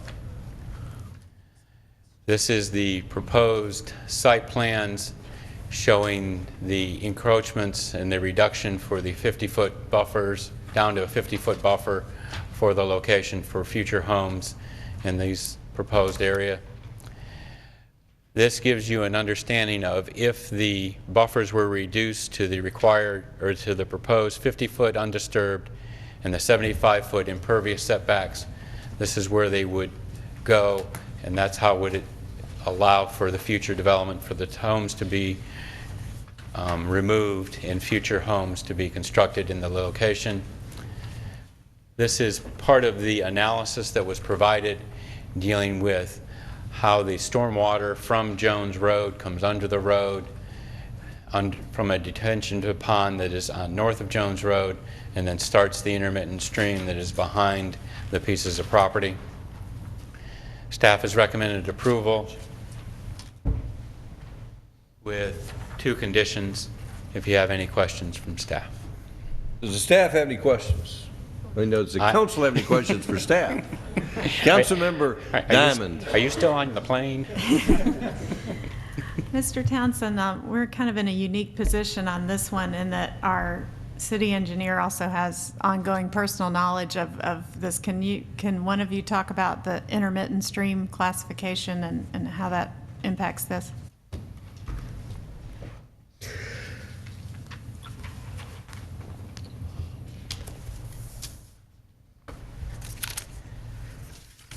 Mayor and Council, I guess Councilwoman Diamond is referring to, I live just downstream of this at 620 Jones Road, and I've personally gone and walked the stream, and I've seen the pink and black flagging that marks the beginning of the intermittent stream, and I concur that that is where it begins.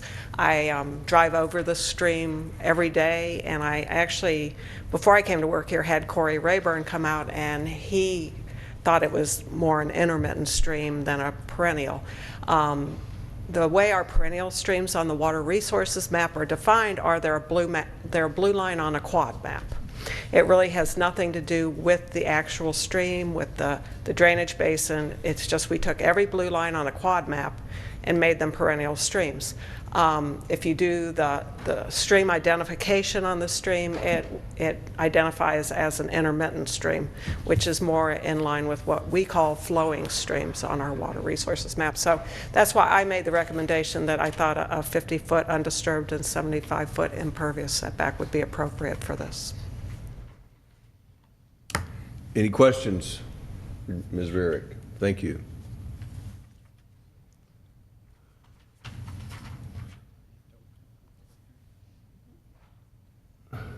Is the applicant here?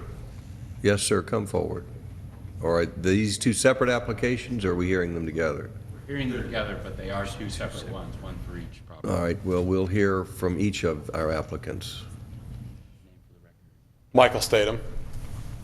We applied, I don't know, we've been speaking with Gene and the city planning guys for the last 2 months approximately, and have spent numerous times back and forth, lots of emails, and really have gotten to the point where we really believe that that asking for the 50-foot, 75-foot buffers is not necessarily generous, but appropriate, given the fact that all along that stream there are other properties that have 25-foot that were grandfathered in from years and years ago. As you see, when these houses were built in the 60s, over time, nothing's really changed in that area. So what's necessary for us wanting to build on this property is because if you know, when we were discussing back and forth with Gene and Micah and the city planning department, is he was like, well, we could probably concede without a variance if you go ahead and push the house forward, because we could do some, you know, buffer averaging. Thank you. I'm not a developer nor a builder, so you'll have to excuse my lack of terminology. But when you push the house towards the front of the road, I grew up here. I'm very familiar with every road in this area. And so coming from Bowen, from Johnson's Ferry, lots of people travel that way that work over in, you know, off of Cobb Parkway or whatever. So this is now a fairly highly trafficked road. And as somebody who has 4 children wanting to push a house 40 feet closer to the road or 30 feet closer to the road from where it sits now, that's just, for me, it would be a reason not to build on this property. Some people, if they were going to build a house that had no children, maybe they wouldn't mind pushing it forward 20 or 30 feet. But from our viewpoint of being able to take this, I don't know, approximate 650 is approximately 1.7 acres, 690 is approximately 1.2 acres, and say, can we keep it in this general area that it currently is, slightly push those, push those buffers back to be able to actually achieve building a house that's good for Roswell and good for our families is what's most important to us. So, sir. Sure. My name is Benjamin Miller. Good evening. Thanks for having us. I do not have the credentials to argue with your staff's recommendations, so I won't. I'll just tell you that I'm I've been married, be 15 years in the summer. I have 3 lovely children.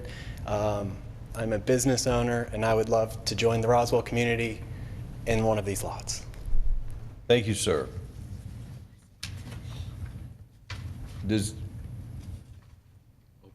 I'm going to get a motion before opening up for public comment. Do we have a motion? It's 2 separate. Well, we'll hear one. Do we have a motion on one of them? Yes, yeah, here we go. And we're doing them, I guess we'll take them one at a time. On 650, I would move to approve this with the 2 conditions placed on it by staff. Is there a second? Second by Councilmember Wynn. Is there anyone in the public wish to comment on this motion? Any further discussion or questions by council? All in favor of the motion raise their hands. Passes unanimously. For item SB 201-303-170-690 Jones Road, Benjamin Miller, Land Lot 307, I would move to approve this with the 2 staff recommended conditions. Motion by Councilmember Diamond. Is there a second? Second by Councilmember Wynn. Does anyone in the audience have any questions or comments? Any further discussion by council? All in favor of the motion raise their hands. Passes unanimously. Next item is final plat 201-303-048, 9050 Nesbit Ferry Road, Nesbit Reserve TPG Development, LLC. Michael A. Smith, Land Lot 835. Mr. Townsend. This is a final plat proposed for 5 acres on Nesbit Reserve. The proposed plat is in your backup material. for the 19 single-family homes. They have preserved the trees in the common area as proposed. They are put in, all the infrastructure is there. It's recommend approval for the final plat. Does the council have any questions?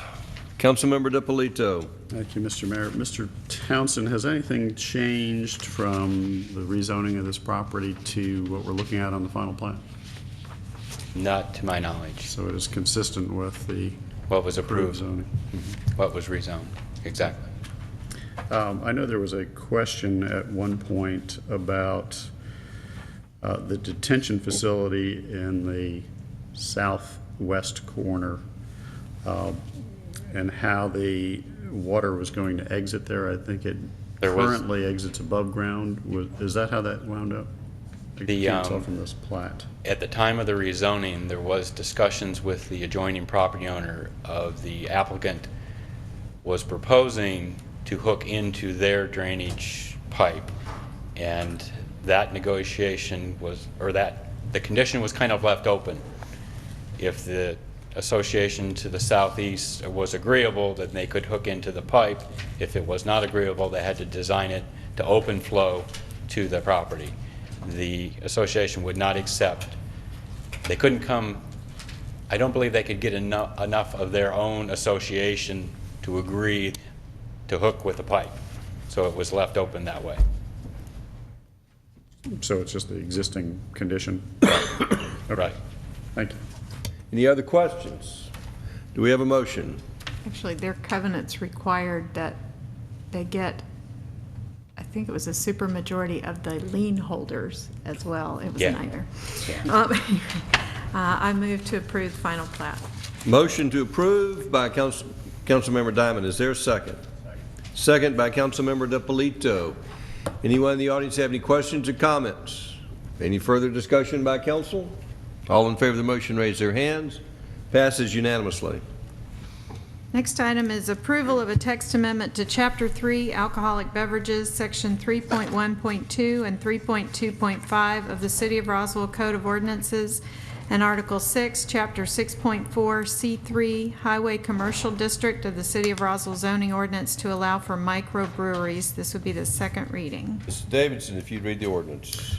Thank you. This is an ordinance to amend Chapter 3 Alcoholic Beverages of the Code of Ordinances and Article 6, Chapter 6.4 C3 Highway Commercial District of the Roswell zoning ordinance. Now therefore, the mayor and council of the City of Roswell, pursuant to their authority, do hereby adopt the following amendments.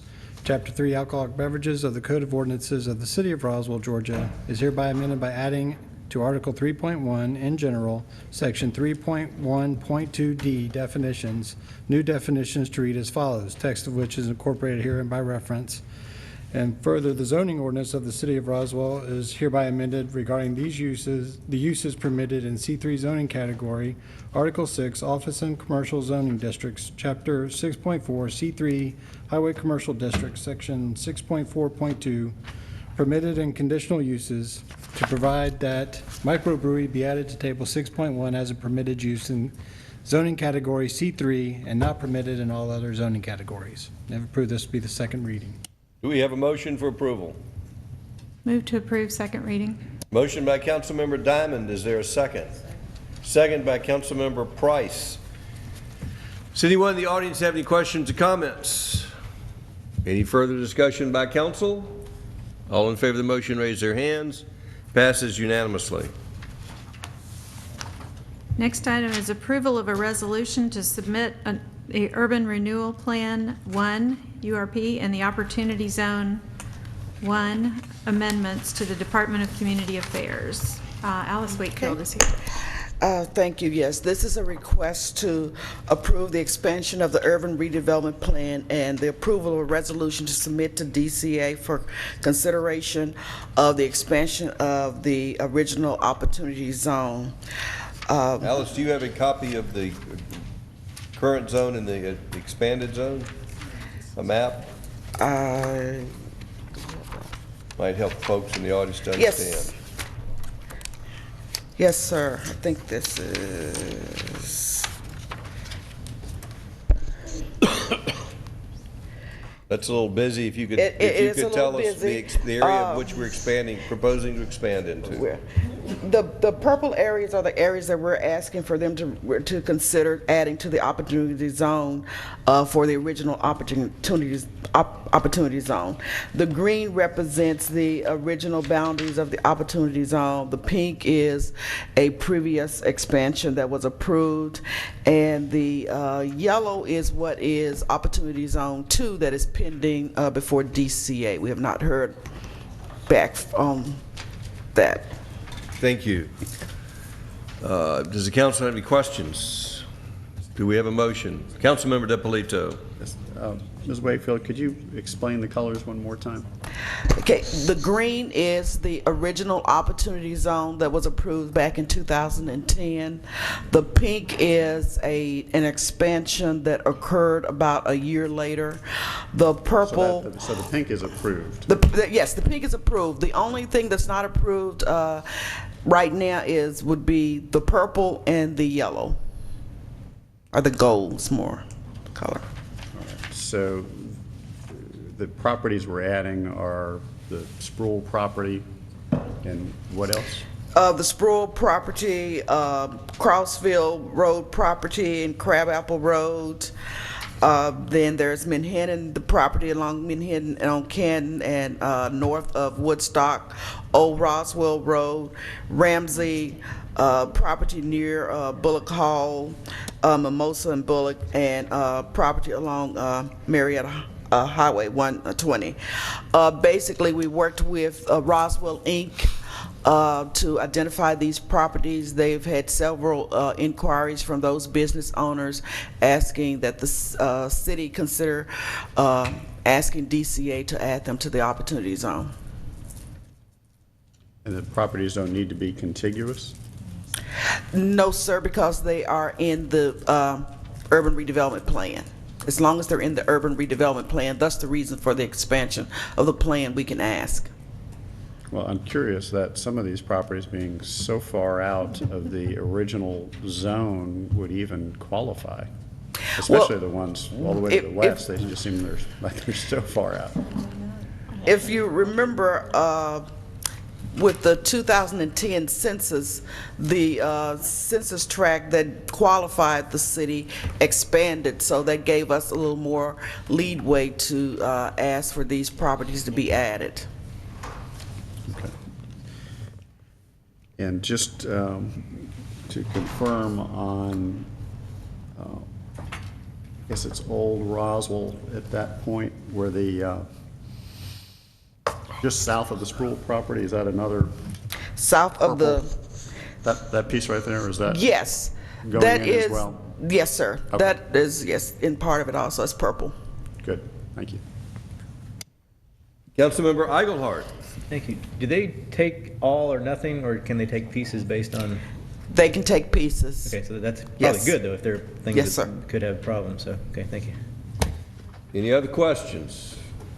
Do we have a motion? Move to approve. Motion by Councilmember Diamond for approval. Is there a second? Second by Councilmember DiPolito. Anyone in the audience have any questions or comments? Yes, come forward, please. You'll give us your name and address.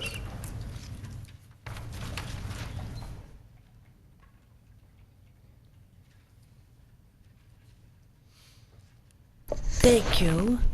I am Joyce Pettit. I live at 157 Roswell Commons Way, and I'm just off Mansell. I own a townhome. I've been there over 21 years. I've done significant approval, and I am concerned that this zoning change is going to affect my ability to sell that property. I am also concerned that people have looked at that subdivision and not understood that there is a position in this town for residents who don't pay a whole lot and can't afford to pay a whole lot. I am concerned that the way that this is written, that my taxes will rise to a commercial level and force me out. I don't think that this has been openly discussed to the level it should. Last summer, I made a special trip here to the administration to offer a notarized, as was required, opinion to contradict this and to challenge it.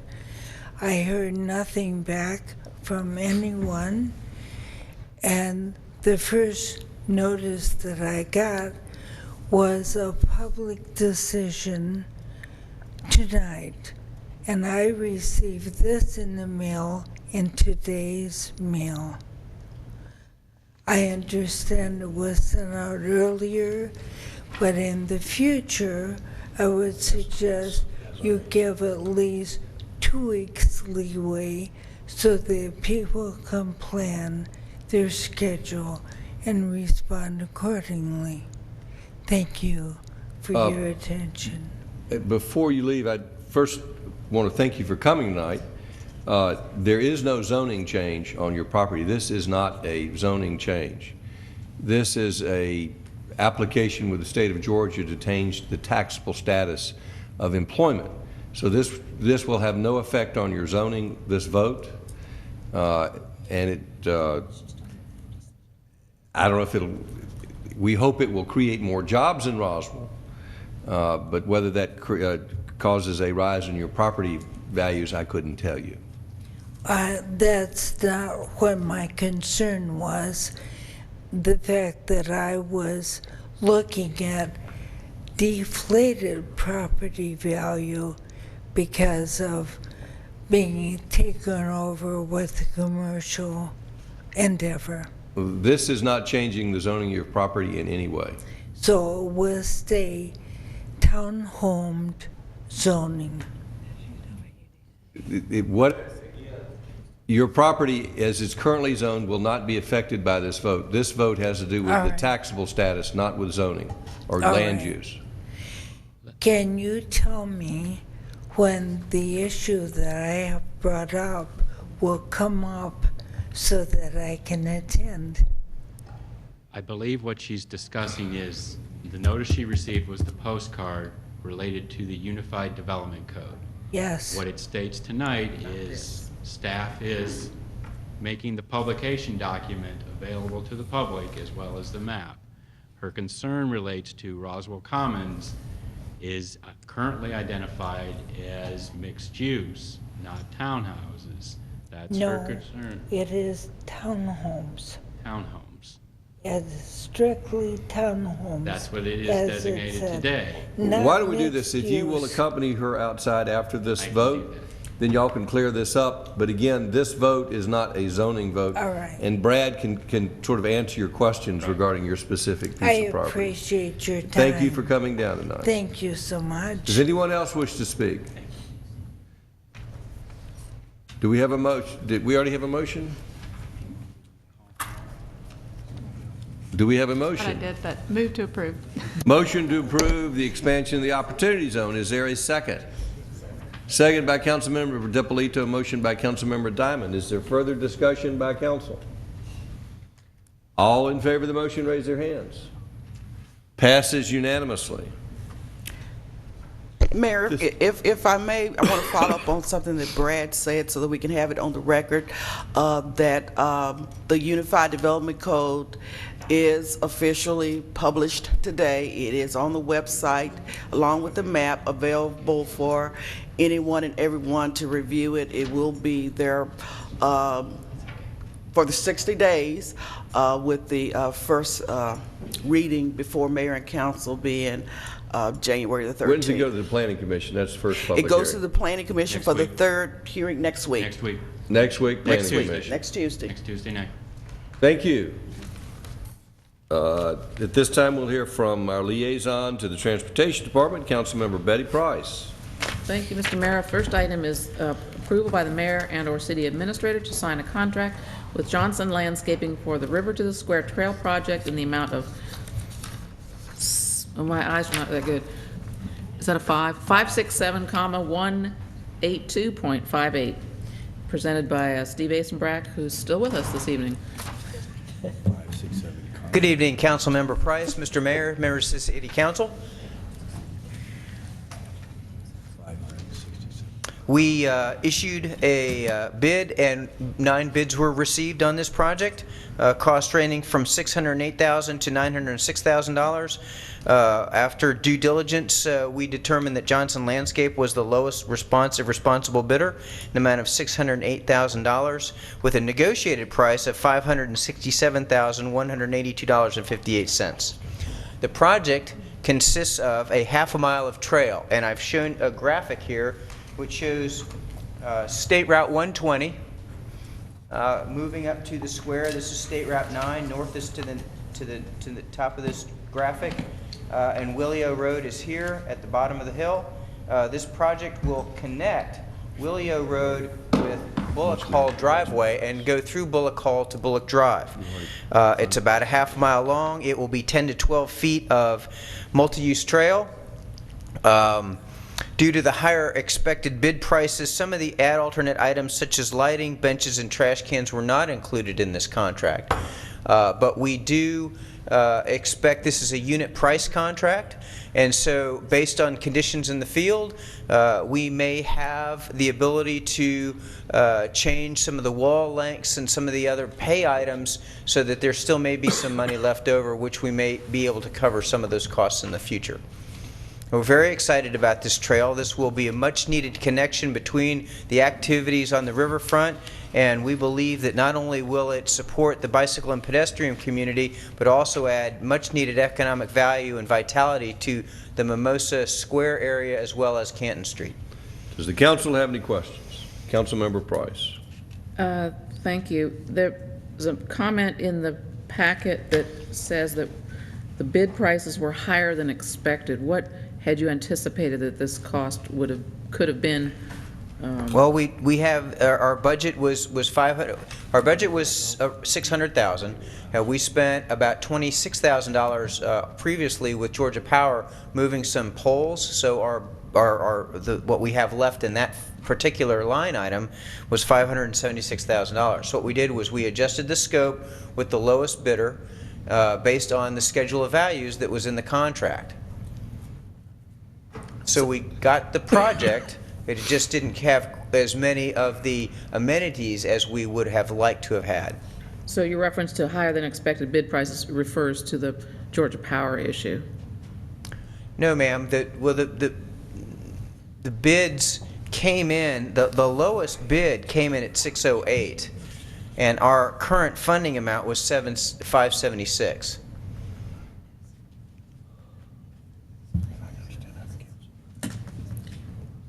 Okay, so when you put it out to bid, you really didn't expect anybody to come in at the amount that we had left over in the budget? Well, we always do.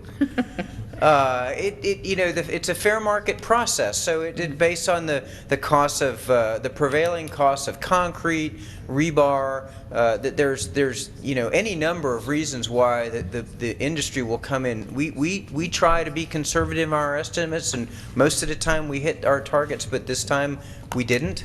But it's not a cause for alarm. It's just that we had to negotiate with the bidder based on our schedule of values, which is a very common practice. So basically, we've come in, though, under budget with the negotiated price? Yes, ma'am. Great, thank you. Councilmember DiPolito. Thank you, Mr. Mayor. Mr. Asenbrack, I see a wall in your photograph here. Yes, sir. How is that going to be treated?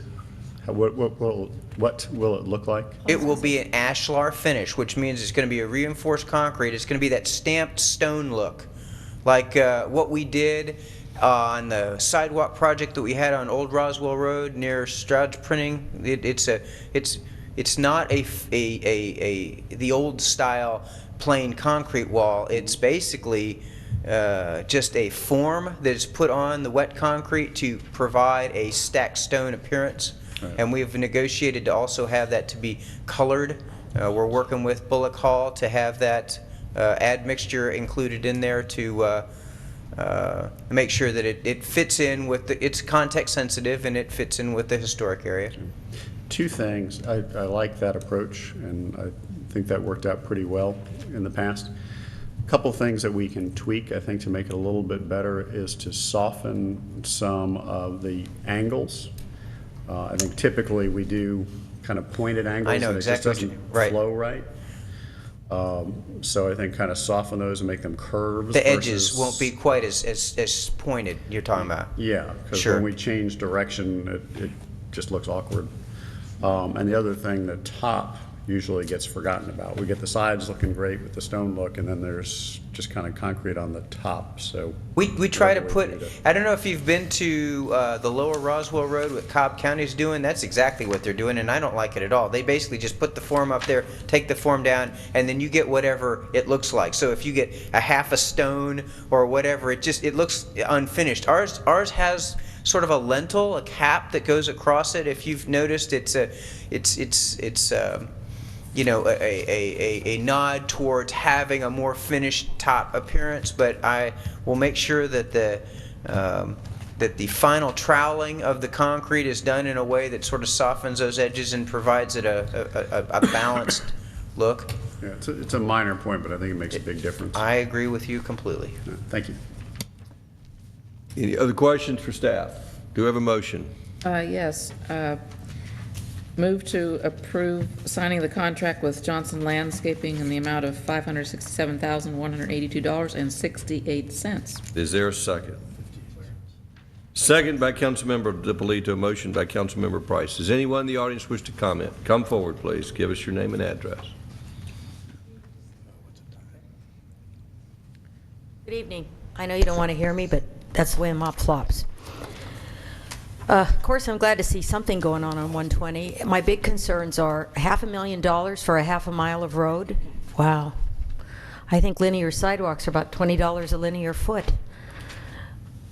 I don't know where that came from. A couple of concerns. You know where I live, and I've tried walking down Highway 9 and gone to the river and walked along the river and then walked up Willio and then tried to walk down 120 back to my house. Fortunately, I had signed my will and gotten good insurance before I left because it is a death trap. Is this only on one side of the road? Yes. Great. People do walk on both sides of the road. I know it's a southern thing about having sidewalks only on one side of the road, but this is a 6-lane divided highway. What are you thinking if you think this really connects people from the river to the square? That is a misnomer. It is a nice, warm, cozy, fuzzy thing, but it isn't going to work. You've got a bike path. I'm well aware of it on Willio. But and you've got some sidewalks there. You've got a couple churches and a school. Who do you think is going to cross a 6-lane highway to get to the other side to use this so they can walk to Bullock Hall? You, Mayor Wood? Will you take your children and your grandchildren when you do that? Because that's who you want to use it. Now, you may ride your bike there, but not everyone is a hammerhead with spandex. There are people that like to walk, and they walk with children and they stroll. And the other thing is, just up the street on 120, you have the Just People Village, which should have never been built there because those people have access to nothing, no transit or anything. It should have been built downtown Roswell where they could walk places. They are not going to be able, even though they do sometimes ride at the river, because I was instrumental in getting them in the mayor's ride the first year. They are not going to cross that 120. There's no crossing lights. There's no crosswalks. Why didn't you spend the money and put a sidewalk on both sides of 120? In deference to the people that live where I live, who have no interest in walking to Canton Street. If I hear Canton Street one more time as a driving thing in this town, I'm going to scream. There's more to this town than Canton Street. It's 48 square miles. Canton Street is a half a mile. Get over it, people. Please get over Canton Street, because the people that live here, who've lived here a long time, are well over it. This should be on both sides of the street. $500,000 for a half a mile is way too excessive, and I can guarantee you no one's going to use it. If you don't believe me, meet me at my house and I'll walk with you and I'll pay you and I'll make you coffee. I haven't been wrong yet.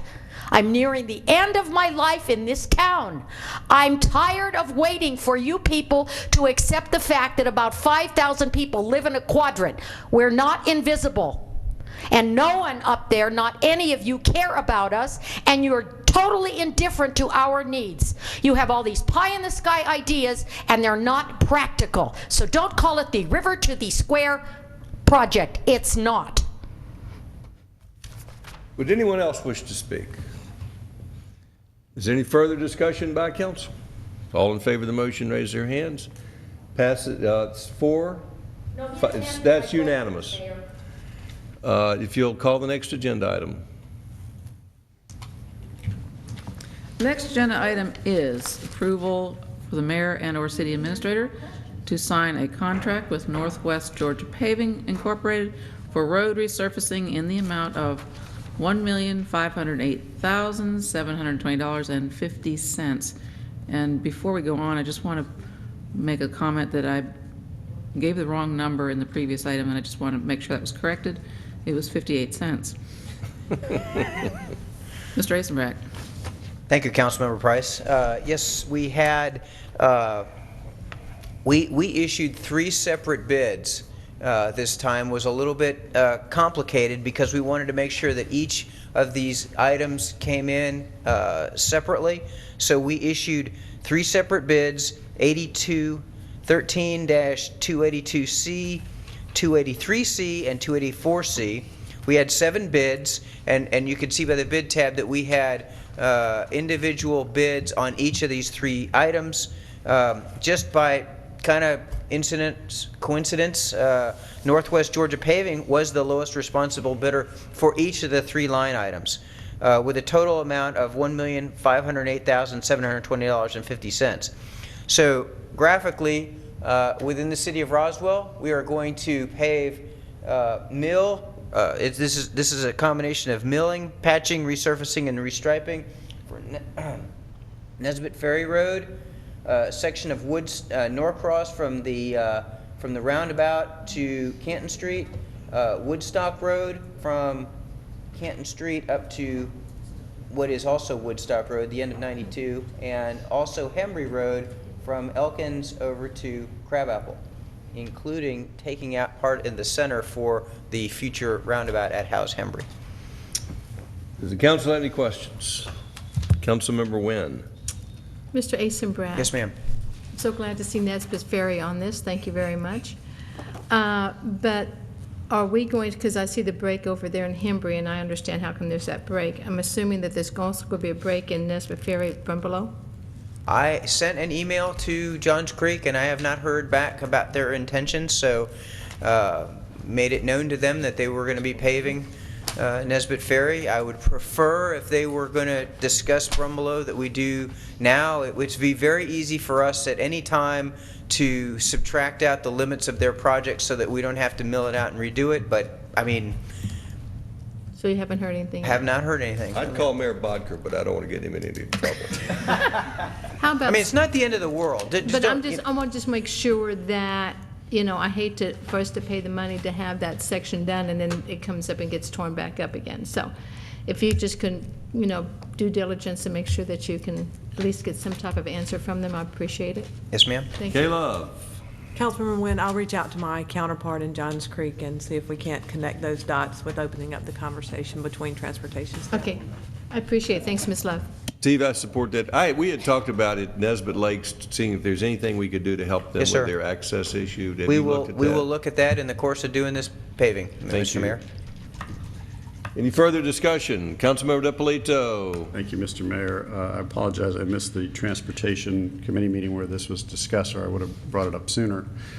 We had talked a while ago about the area in front of Roswell North Elementary. They've got a section that is currently striped. It used to be parallel parking, I believe, on Right. Woodstock Road, which is hard to fathom the way it is now. But they would love for that paved area to become a landscape area because there's no landscaping in front of the school right now. You know, I'm sure we can't decide that tonight, but is there a way to look at that where we could run the curb line further out, not do as much paving, and come up with a solution for putting in some trees, or, you know, whether that's shared with Fulton County Schools, but I'd like to start planning for that now, so Sure. that's an eventuality, rather than paving that area and then coming and tearing it up. Well, at the very least, we could probably mill part of it and then just not resurface in a certain limits, and then go back there later on and leave that area available for some future landscaping. We had talked about it at one time. I was concerned a little bit about the drainage, some curb lines. Working with Public Works, we might be able to do some low-impact development. The issue was that we originally had a budget, I want to say, of $28,000 to do that right. We don't necessarily have to commit to that now, but I can certainly make a note to, you know, sort of section off a section of that pavement, not basically pave over it. And we don't have to make it any worse than it is right now. We don't necessarily have to obligate ourselves to do that now, but we can work with the school, talk about the limits of their area, and see if we can work something out. Yeah, what they would be very interested in doing, they're a very science-oriented school, so they would love to be able to watch as this occurs and, you know, help figure out or understand how something like a bioretention area, whatever it would need to be for that stormwater, you know, how all that would work, and, you know, help it be a learning experience for the kids, and, you know, somehow make this a tool for them understanding the process a little bit. I think that could be a great way for us to work with them. But I did want to bring it up, and I'm not quite sure how to do that at this point, as far as getting council approval to at least look into that and see if there's an opportunity there as far as reworking that and landscaping that area, because right now it's a striped area that's never used for anything. Right. It makes it more difficult for the kids to get across the street, because it just adds a lane for them to have to walk across, and that's a heavily utilized crosswalk area. So to the extent we could do something, that would be great. The city does have money available to plant trees. It won't do all the landscaping, but we do have a tree planting program which might assist them. That'd be great. We can add that into the scope of the project. You've helped plant trees before. I've seen you. Absolutely. At schools, too. Do we have a motion? No. Oh, we have a question. Councilmember Price. Yeah, I'm just curious why that was hatched over in the first place. It used to be parallel parking, which was wonderful because it was close to the school. It allowed the families to park there. Now they park on my street and completely make it impossible to pass because they park on both sides. And it's a huge safety hazard. And they're parking now, you know, 100, 150 yards away from the school, whereas before that was parallel parking. People could park there, walk into the school quickly. They were there, they were out. I'm not sure why the parallel parking was taken away. I don't remember that either. I mean, I don't remember the justification. I'm all for the trees too. I mean, it'd be lovely to have a beautiful thing to exit my subdivision and look at. On the other hand, I think the real practical dilemma there is the lack of parking to access the school, and that they're using the neighborhood street, making it a very unsafe situation. I think it's a great question to address to the school board. I believe the school actually asked us to eliminate that parallel parking for some reason. There might have been some safety concerns with Woodstock. I don't know if the speed limit made it prohibitive to have parallel parking there or not. There was something that I'm sure we didn't do that on our own. I'm sure we were asked to make those changes, and I think that's what then generated the the concept that if that area was not going to be used for anything, that could it be, say, reverted back into some kind of a natural state? And we have looked at that several times. I mean, now I'll have to, make a balance between, I know what you're talking about. You're talking about the people that turn down into Stillwater Shade and then just park on the really close to the intersection there. On both sides of the street. Yeah. The only one car can pass. And I don't know what led to the taking away the parallel parking. I can research that.